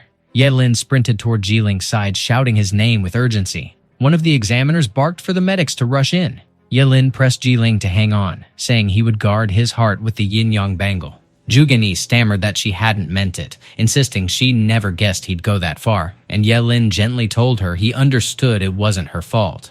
The examiner confirmed that test-taker Jiling's life wasn't in danger, but his body carried massive burns, and he needed immediate transport to the hospital. And as Giling wheezed out that Yelin should give it everything, Yelin quietly told him he'd done well. The examiner then moved the event forward, announcing that the quarterfinals were up next. Jugani against Lin Linglin and Yelin against Lu Jun. This year's final top scorer would emerge from those four. A principal leaned toward Principal Su, asking if he believed Lu Jun would win, and Principal Su confidently replied yes, since Lu Jun was a prodigy from Yukai Academy and he had absolute faith in him. Another principal added that it looked like Yukai Academy was about to claim another top scorer that year, but Principal Gao cut in, shaking his head and declaring that he didn't think so, because Lu Jun's opponent was a level 18 Forbidden Spellcaster, and he pressed how Lu Jun could possibly topple that. Principal Su fired back that it didn't matter, even if he was a Forbidden Spellcaster, since this was just a tournament, and scoffed if anyone really thought he'd spam forbidden spells non-stop without regard for his life. He added that even if 2 of the 4 finalists came from Qingcheng Academy, it was foolish to get cocky because he doubted Yelin could endure a single proper spell. Principal Gao replied that they'd see who ended up laughing last, and another principal finally cut them off, telling them to drop the bickering because the round was kicking off. Lu Jun bragged that he finally got the chance to clash with Yelin. He considered him the only rival worth paying attention to, and once he crushed him, the title of top scorer that year would practically fall into his hands. Yelin coolly pressed him if that was truly what he believed. The examiner declared the match open, and Lu Jun barked that Yelin should kneel and beg if he valued his life. Yelin calculated that he wouldn't unleash any forbidden spells in this arena, daring him instead to measure how many strikes he could endure from his lifespan sword skill. Lu Jun sneered if it was even a sword technique and scoffed at the idea of a forbidden spellcaster excelling at close combat, while Yelin fired back, pressing if he had really never encountered one. He unleashed the lifespan sword skill with a fierce slash. He declared that he would let him witness the might of a forbidden spellcaster's swordplay. Lu Jun groaned as the furious blows forced him backward, his guard nearly breaking. One student blurted out if all forbidden spellcasters fought like that, and another countered with confusion, pointing out that if he wasn't relying on spells, why clash head-on with Lu Jun? What kind of nonsense was this? And a third chimed in, saying he expected forbidden spells raining everywhere, but instead they were watching this strange spectacle. Then suddenly, one of them exclaimed that Yelin's sword strikes looked wrong, and another questioned if this could actually be a forbidden spell, while another affirmed that it was indeed the lifespan sword skill, a deadly art that consumed one's lifespan, so that every cut grew sharper and heavier than the last. Meanwhile, Principal Su frowned, counting the swings and wondering aloud if throwing away life for victory in a single match was worth it, while Principal Gao noted that Lu Jun seemed to be faltering, but warned him not to celebrate too quickly. Back in the duel, Yelin pressed if he still refused to surrender, and Lu Jun cursed inwardly that at this rate he would be defeated. He snarled that Yelin had forced him to resort to this. He then invoked Heavy Shadow Strike with grim resolve. Yelin sensed immediately that something wasn't right, and Lu Jun taunted if he thought only he could wield forbidden spells. Yelin spotted the sinister dark talisman Lu Jun ignited. His gut clenched as he realized it was a forbidden spell talisman. Lu Jun roared his forbidden spell, Shadow Dragon Meteor, and promised Yelin's death. Yelin flinched hard, bracing his sword against the devastating spear of energy. The impact smashed down with crushing force. His sword slipped from his grasp, jamming against the strike. Blood splattered as he dropped to his knees, clutching the weapon skewering his chest. He groaned through the agony while staring at the spear lodged in his heart. Lu Jun sneered that he wouldn't last much longer and might as well just die already. One of the students casually piped up, wondering if Lu Jun actually managed to win. Another jumped in, poking at the rumor that he had used a forbidden spell talisman. And as a third cut in with the blunt remark that such a talisman wrecks the user's body. He pressed if Lu Jun was basically asking to die as well. One of the examiners remarked that Yukai Academy's principal really let Lu Jun burn a forbidden spell talisman just to grab the top scorer spot. And the other examiner countered that only winning meant securing a future, though he admitted it was a pity that examiner Yelin's life had been dragged into danger. He quickly barked at the medics. On the other side, Principal Gao snapped that Principal Su was a bastard for actually allowing his student to burn forbidden spell talismans just to scrape a victory. And when he pressed if he even had a conscience left, Principal Su retorted that Lu Jun himself had agreed, then demanded if Gao really couldn't accept a loss as a loss. Principal Gao flung back that he was shameless, so Su dismissed him with a shrug, tossing out that no matter what he spat out, that year's top scorer still belonged to Yukai Academy. Meanwhile, Jugani admitted with unease that she hadn't expected Lu Jun to actually use a forbidden spell talisman to win, and she trembled with the thought that even she might not have dodged such a strike. She wondered bitterly if Yelin had just died like that. Why, she felt a dull sadness and muttered that if he had just listened to her warning, he wouldn't have wound up like this. But Juga Chaning coolly told her not to be so anxious, since the match wasn't finished yet. Back on the stage, Lu Jun jeered that it didn't matter if Yelin was already level 18 since he was still losing. But Yelin suddenly pressed back with a quiet challenge, demanding who told him he had lost. Lu Jun froze mid-breath. He spat that Yelin couldn't possibly still be alive with his heart pierced, and Yelin coolly retorted that it had simply been too long since anyone had seen a forbidden spellcaster. So people had forgotten how terrifying that class was. He declared that no one could kill a forbidden spellcaster, as they could only die by their own spell, and then unleashed his forbidden spell, Undying. One of the students gasped if he was still alive. Another blurted if forbidden spellcasters were really that terrifying, and another stammered if he was straight up immortal, standing there with his heart punctured and still breathing. One of the examiners barked if Undying wasn't supposed to be a long-lost forbidden spell, and if Yelin had actually mastered it, while the other examiner muttered that even if he wasn't a forbidden spellcaster, he clearly had terrifying potential, since he was trading lifespan for immunity to fatal strikes while stacking healing equipment, and he stayed too damn calm. Back at the clash, Yelin grimly declared that it was already his turn. He then launched his forbidden spell, World-Destroying Thunder. A lightning bolt screamed down straight at Lu Jun. Lu Jun shouted in disbelief that it was impossible, then groaned in raw pain as the strike tore through him. One of the students cursed aloud while another stammered that it was just too terrifying. One of the examiners snapped out, declaring that Yelin had won, and called again and again for the medics. Yelin then caught the principals watching him. One of them remarked that the board had already been set.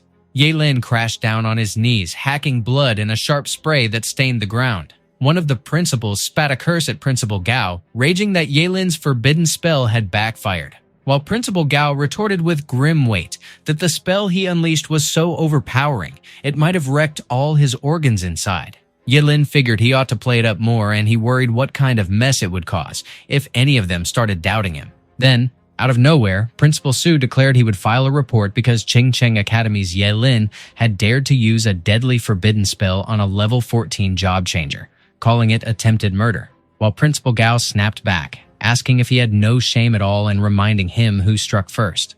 One principal backed the jab, another barked that Yukai Academy had crossed the line. But Principal Su bristled that this fight wasn't ending here, and warned Principal Gao to just wait, since he would take it straight to the Ministry of Education. Yelin groaned inside that the final exam was more irritating than it was worth, more exhausting than cutting down Ken Sen. Something nastier was already waiting around the corner. Jugani remarked that if he wanted to rest, she wouldn't mind holding off until he recovered, since she refused to take advantage of him. He brushed it off with a flat tone that it wasn't necessary. Half an hour ticked by before the clash finally loomed. The examiner lifted his voice, announcing that the long-awaited final round was here, the duel that would crown the top scorer of the year's exam, and he declared the match officially open. Jugani recalled the chaos with Lu Jun earlier and figured the proof was clear. Forbidden spells were brutal beyond measure, and one strike landing would end her, so she couldn't allow it. Meanwhile, Yelin mulled over how he needed to cook up a forbidden spell that wouldn't really wound her, because if she ended up badly hurt, Juga Chaning would crush him without hesitation, and the headache of that thought grated him. She flared with determination, vowing that no matter how strong Yelin stood, she had to win. And then she unleashed her explosive phoenix flame. He bolted back, sprinting to keep clear of the surging fire. He figured that if nothing else worked, he would simply drag it out until her mana dried up, so he pulled out his forbidden spell, Sudden Dance. From the crowd, one student pressed why Yelin only kept dodging, and why he didn't just finish it with the thunder spell he had nailed Lu Jun with. Another chimed in that maybe the spell drained too much and he couldn't use it again so soon. Another speculated that he must be going soft on Jugani. And yet another swore he heard rumors that Yelin had already been accepted as Juga Chaning's disciple, so he was throwing the match. On the stage, Jugani demanded to know what he was pulling, if dodging endlessly was all he had, and if he was mocking her. He slid past her flames without breaking a sweat. He countered with a sharp quip, asking if there was any rule banning dodging. She snapped that this was it, and he would see if he could dodge the next strike. She hurled her red flame surge. He cursed in his head that this dumb woman was such a hassle, so he'd have to give her a lesson. He kicked up his pace. He sprang forward, a sudden blur. She registered the burst of speed with startled alarm. He smacked her head with the blunt edge of his blade, making her jolt back and cry out in pain. He declared flatly that she had lost, but she flared with fury, hurling back that he dared humiliate her and that she would kill him for it. She hissed that she refused to lose to someone as vile as him. He muttered inwardly that the arrogant woman was too full of herself. She sneered that if dodging was his greatest trick, then let's see him dodge this one. Yelin stiffened, a ripple of alarm running through him. Principal Gao and Juga Chaning stiffened as well, their eyes narrowing. One student muttered in awe about what kind of skill this was, while another noted the crushing pressure rolling off it. On the battlefield, Jugani erupted her fire tornado. Yelin darted and twisted, but the roaring flames chased after him, and he barked if this damn thing was a homing skill. Jugani dropped back down to the ground. She panted hard, glaring as she bit out that he was too annoying, and he should just admit defeat already. He shot back coolly if she was talking to herself. He pivoted and surged straight at her. He explained that using a homing skill against a fast opponent was no different from suicide. It was such an obvious truth, and he jabbed if she had never learned it in class. He told her to quit now and end the skill. She flared hotter, snarling that it would only happen in his dreams. She swore she would not lose even if it meant dragging both of them down together. Juga Chaning shouted that she mustn't do something so reckless. Lin Yuan urged the others to get ready fast to pull them out. Yelin and Jugani stood rooted in place as the fire tornadoes came tearing their way. He remarked with a sharp edge that she was nothing but a crazy woman. He clamped down on her arm and didn't let go. He instantly triggered his skill with reckless resolve and burned through a sacrifice. He unleashed his forbidden spell, Wailing Wall. It drew from his lifespan to summon something straight out of Hell's Pit, forming a barricade that absorbed attacks, and unless the attacker towered 20 levels higher than the caster, the assault would vanish into nothing. The carved figure etched on the wall spread open its gaping mouth. It swallowed every last fire tornado whole. One of the students blurted out in awe about what that forbidden spell could be, and as another named it the Wailing Wall. He pressed if an examinee could really pull off such a terrifying spell. Yelin remarked that it was lucky he managed to unlock that forbidden spell, otherwise he would have been out of options. Jugani admitted that he had actually saved her, and he jabbed back that she should stop spacing out and turn around because her hair was a total mess. She felt her chest pounding out of control and caught herself thinking maybe he wasn't as revolting as she always believed. One of the students piped up, wondering aloud why it suddenly felt like something was brewing between them, tossing out that he was curious about their relationship. Another teased that it looked like an arrogant princess crossing paths with a strong yet gentle knight. And another muttered that Yelin had been sidestepping her because he feared wounding her. Out of nowhere, Yelin declared that Jugani should hurry and get down there, because he was the top scorer. She toppled face first onto the ground in front of everyone. Every single person froze in shock. Even the principals were rattled by the sight. Juga Chaning simply clicked his tongue. Jugani snapped at Yelin, saying she wasn't finished with him, and he'd better wait.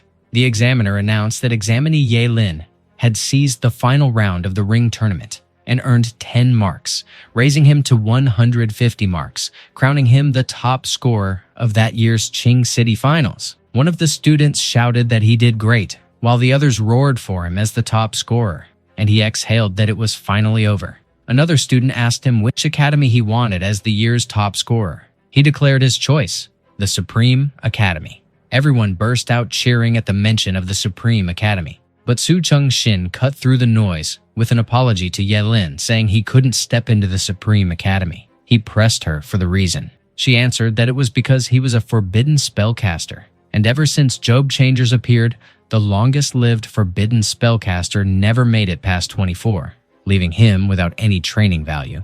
He went quiet for a stretch, then admitted that he understood. One of the students asked if that meant a forbidden spellcaster couldn't attend the Supreme Academy. Another pointed out she wasn't wrong because their lifespan was so short no academy would waste resources. And another lamented that it was tragic since he was the top scorer. Then Juga Chaning suddenly interrupted and urged them to wait. He claimed that regarding the issue Su Cheng-shin worried about, he might already have found a workaround. She demanded what he was hinting at. He explained that Ye-lin was his disciple, and he had discovered a new method that could sharply cut down the damage a forbidden spellcaster endured when casting, and if she doubted him, they could test Ye-lin's body. Lin Yuan and Principal Gao pressed him if it was true. Su Cheng-shin shot back that Juga Chaning might excel in astrology, but now he was pretending to be versed in Job Changers. She asked if he matched the professors of the Supreme Academy, what would happen if Ye-lin still didn't live past 25, and whether he would foot the bill for their wasted resources. He countered that she shouldn't destroy a genius's future because of their personal ties, but she fired back that her actions weren't based on feelings. She was dead serious, and the Supreme Academy would not admit a forbidden spellcaster. One of the students whispered about rumors linking Juga Chaning and Su Cheng-shin.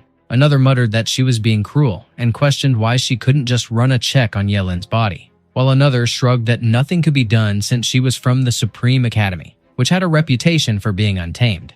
Ye-lin told his master to let it go, saying it didn't matter if he couldn't enter the Supreme Academy, no bitterness attached since it was just an academy, but Juga Chaning snapped that he had to listen to him. Then Yun Guanlu cut in, calling him arrogant and scoffing at his dismissal of the academy. Juga Chaning barked for Ye-lin to be careful. Ye-lin blocked the strike with his arm, but the force still knocked him backward. He demanded to know who launched it. Yun Guanlu mocked that he was just a forbidden spellcaster doomed to fade like dust, daring to talk big in such a place. He reminded him that the one who bested him was first-year Yun Guanlu from the Supreme Academy. Su Cheng-shin warned that if he laid hands on anyone again, she'd make him crawl back and write a letter of apology. But he claimed he hadn't meant any harm, only tried to greet him, and who would have guessed he was that fragile? Lin Yuan leaned in to check how Ye-lin was doing, while Principal Gao asked if he carried any injuries, and he brushed it off, saying he was fine.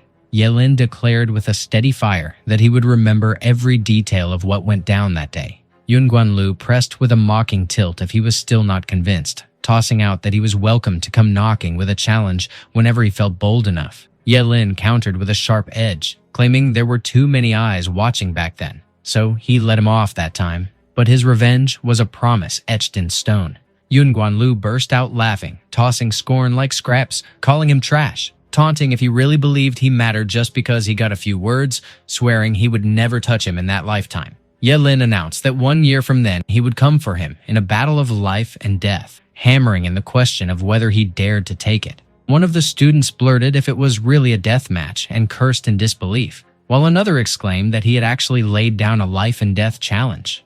Juga Chaning, on the side, urged Ye-lin not to act recklessly, but Ye-lin still pressed Yun Guanlu if he dared to stand on it. Yun Guanlu shot back if it was truly a death match 1 year from then, and sneered in agreement, while Ye-lin locked it down with a cold deal. He mused that the Supreme Academy might be worth his attention after all, just so he could grind every one of them into shattered pieces. Principal Gao praised that Ye-lin did brilliantly, saying Qingcheng Academy finally had its top score, and the students erupted in cheers for their champion. Later, when they returned home, Ye-lin checked in with Juga Chaning about Jugani's condition, and Jugani admitted she was fine, only weighed down by the sting of losing to him. But she would bounce back soon, and he nodded that was good to hear. He then pressed that Chiang Xing should come clean about his connection with Su Cheng's Shen, and Juga Chaning admitted with no hesitation that he knew the question was coming, and it was no secret anyway. Su Cheng's Shen was his first love. Just then, Jugani came down the stairs. She directly pressed him if Su Cheng's Shen was really his first love. Yelin blinked, caught off guard. He blurted that it couldn't be, since the two of them looked more like bitter enemies than lovers.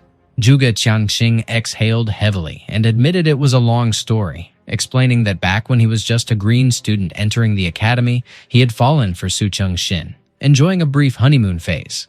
But the relationship crumbled under clashing personalities, until 5 years later she suddenly resurfaced, saying she couldn't forget him and wanted to reconcile. Yelin probed if they actually reconciled, but Juga Chaning shot back with a rhetorical bite. How could that ever happen when he already had Jugani? Jugani stood stunned at his words.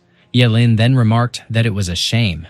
Juga Chaning urged her to forget the whole matter, confessing only that he never expected it would tangle up their futures. And he added that with her strength and talent, she would have no trouble stepping into the Supreme Academy, so she should shake it off and give it her all, to which she agreed with a quiet nod. He turned to Yelin and said that his next solid choice was Daxia Academy, and Yelin replied it was no issue since he actually considered Daxia Academy quite decent. Juga Chaning concluded that both of them should rest early, pointing out the admissions staff would probably show up at school in the morning, and as Jugani murmured her agreement, Yelin also gave his, admitting he felt drained that day. The next day, Principal Gao remarked with some urgency that they should come quickly, since the prodigies of Qingcheng Academy had already racked up impressive grades. He motioned for Yelin and Jugani to approach and introduced himself as the City Lord of Qingcheng, while pointing out that she was Su Cheng's Shen from the Supreme Academy. Jugani responded politely with a bright morning greeting, directed at both the City Lord and Su Cheng's Shen. Su Cheng's Shen declared with an air of formality that she, representing the Supreme Academy, was extending an official invitation for Jugani to join their ranks, and Jugani expressed her gratitude with visible relief. She brimmed with excitement, convinced she had secured a spot in the Supreme Academy. She also quietly savored the sense that she had finally triumphed over Yelin.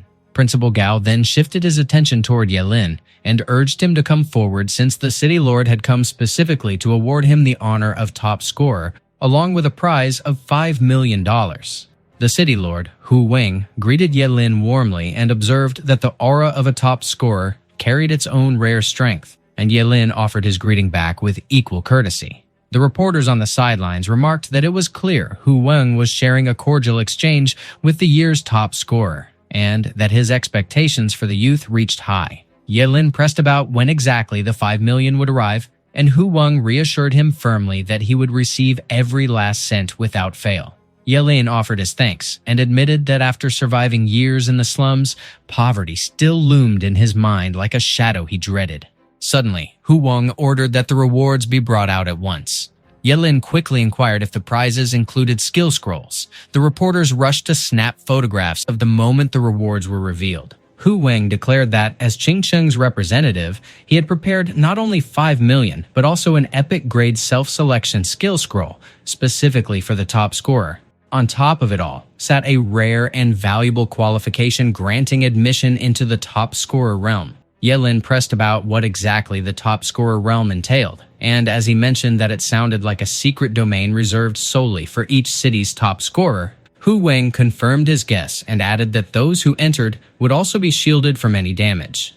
Yelin raised his brows and questioned if full immunity to damage was real, and whether he could grind his levels straight up to 99 before leaving.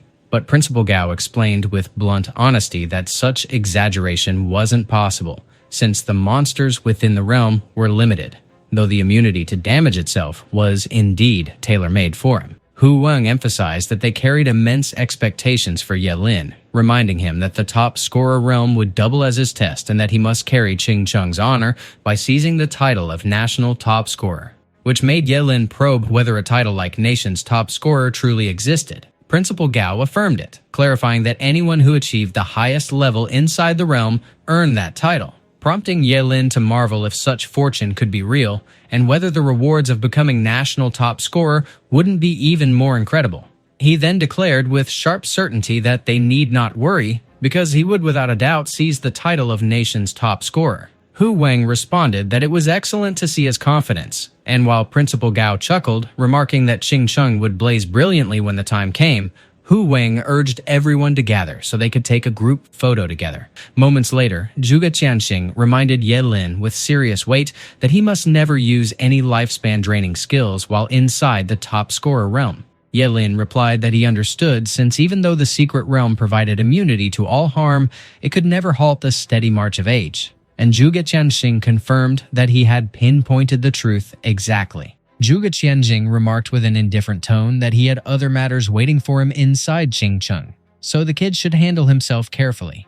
Ye Lin brushed it off with a light reply, insisting he didn't need to worry. Moments later, Ye Lin stepped into Shen Cheng, his eyes darting around with curiosity as he admitted to himself that big cities really carried a different atmosphere, and it was the first time he had ever set foot outside Ching Cheng. While he strolled toward a towering building, Bai Lin spotted him without effort. She pressed him with a direct question, wondering aloud if he was Ye Lin, and as she smoothly introduced herself as the receptionist, she motioned for him to follow her to his lodging, earning his thanks.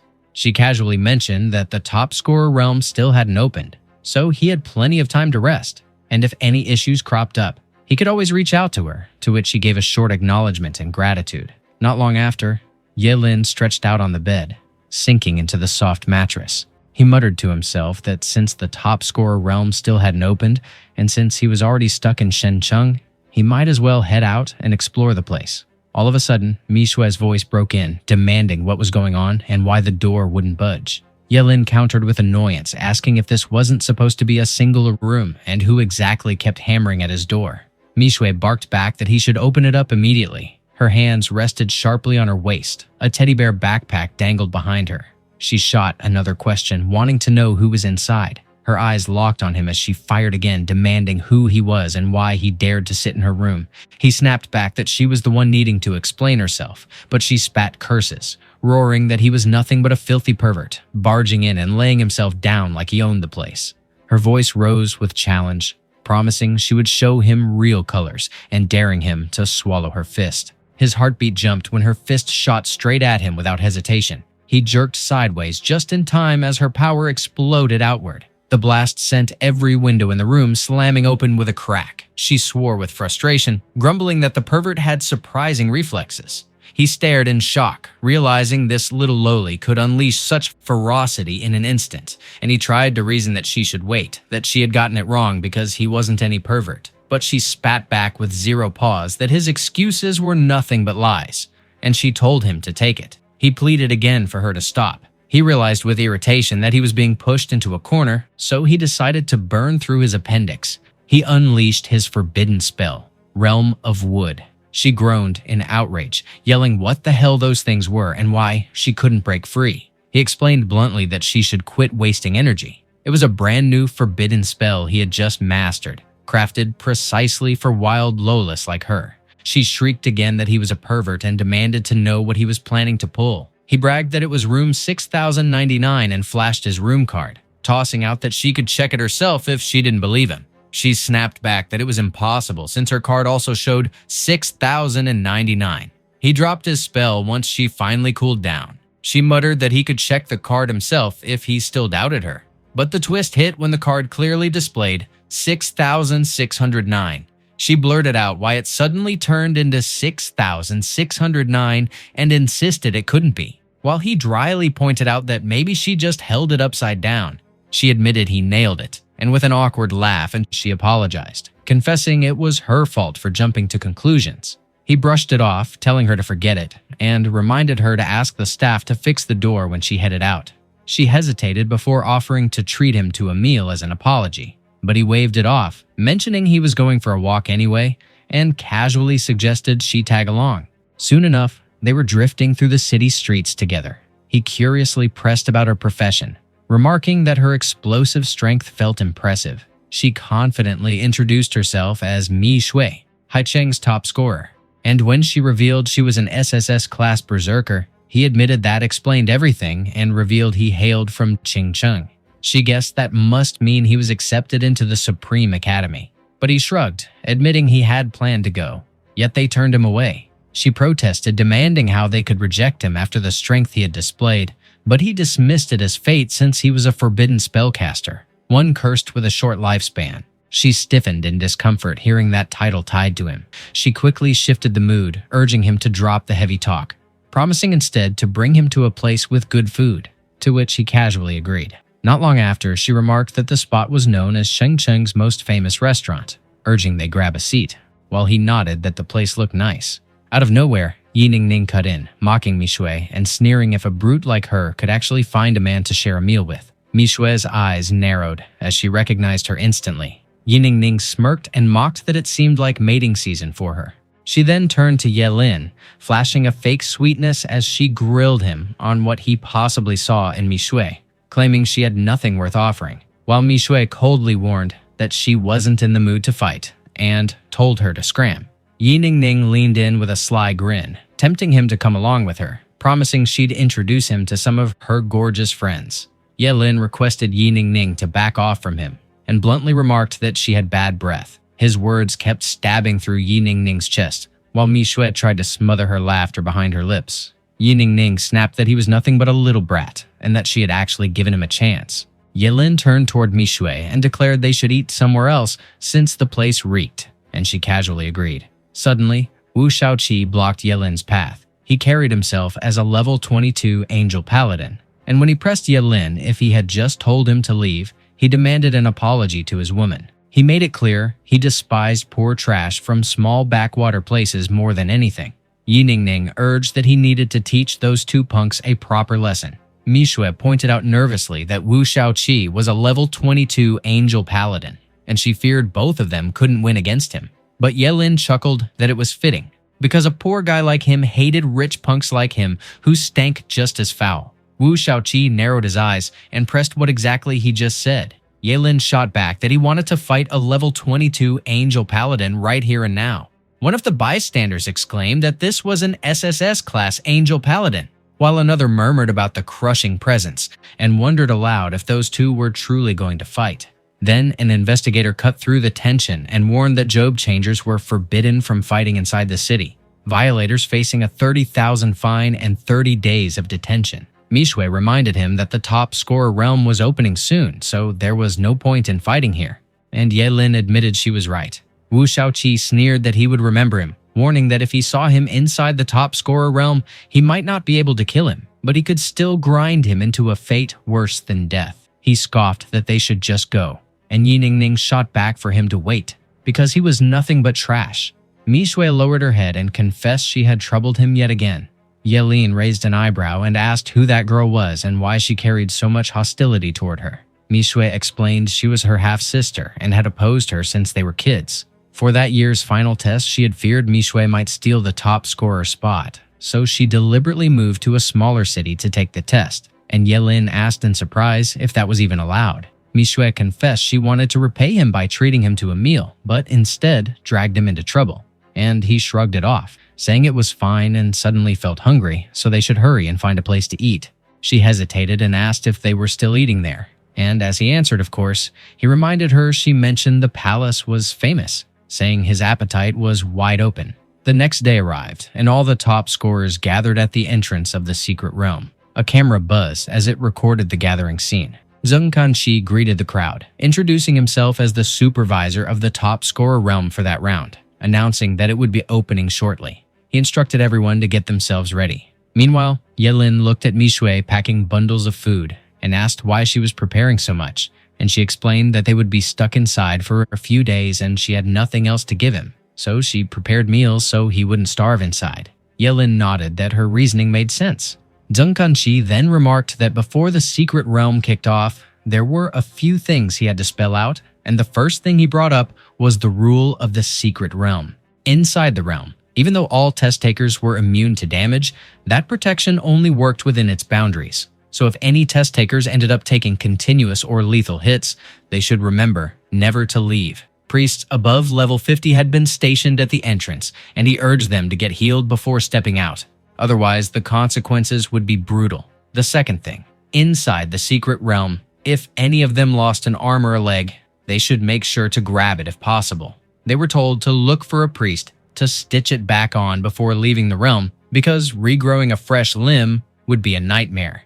The third thing was a warning not to get swallowed by a demonic monster, because if their torso got digested, they could all picture how that would feel. Yelin figured it looked like the body only resisted damage inside the realm without actually nullifying it, while Mishu remarked that just picturing getting devoured and digested by a demonic monster was terrifying. Zheng Kanqi added one last note, wishing all top scorers a strong grade and a safe return, and then he activated the teleportation portal. He reminded them that they had 10 minutes to find a teammate, though if they felt confident enough, they could go solo. Mishu then proposed that she and Yelin form a team, to which he responded with a casual sure, telling her to just tag along, but she would need to carry his bags. She replied that she got it, and since she was a berserker, that kind of weight meant nothing to her, and she could boost his speed as much as he wanted. One of the top scorers remarked that Yelin was being way too ungentlemanly, and pressed how he could dump such a heavy load on such a cute girl. He then addressed Mishu as a friend, and pitched that she should team up with him instead, because he would never stick her with menial chores. But she snapped back asking what he knew, telling him to scram before she smashed him into a pulp. Meanwhile, Yi Ningning declared that anyone who wanted to live should join their group, but they only took those above level 20, and Yelin quipped whether a level 22 Angel Paladin wasn't a bit much. Wu Shaoqi and his crew then strode past Yelin. He confirmed if he was Yelin and remarked that he had already investigated him, learning he was from Qingcheng, just a small county town. And Yi Ningning chimed in that reaching level 18 there was rare, but a redneck stayed a redneck, so he wouldn't climb higher. Wu Shaoqi warned that he would give him one last chance to kneel and kowtow 3 times, and he would pardon what happened before. Or else, once inside the realm, who knew what might go down? But Yelin just chuckled and branded him an idiot. Wu Shaoqi got so furious that he cursed and swung his fist. All of a sudden, Zheng Kanqi barked at him to cut it out because this wasn't the Wu family's turf, and if he dared stir up trouble, his exam qualification would be yanked.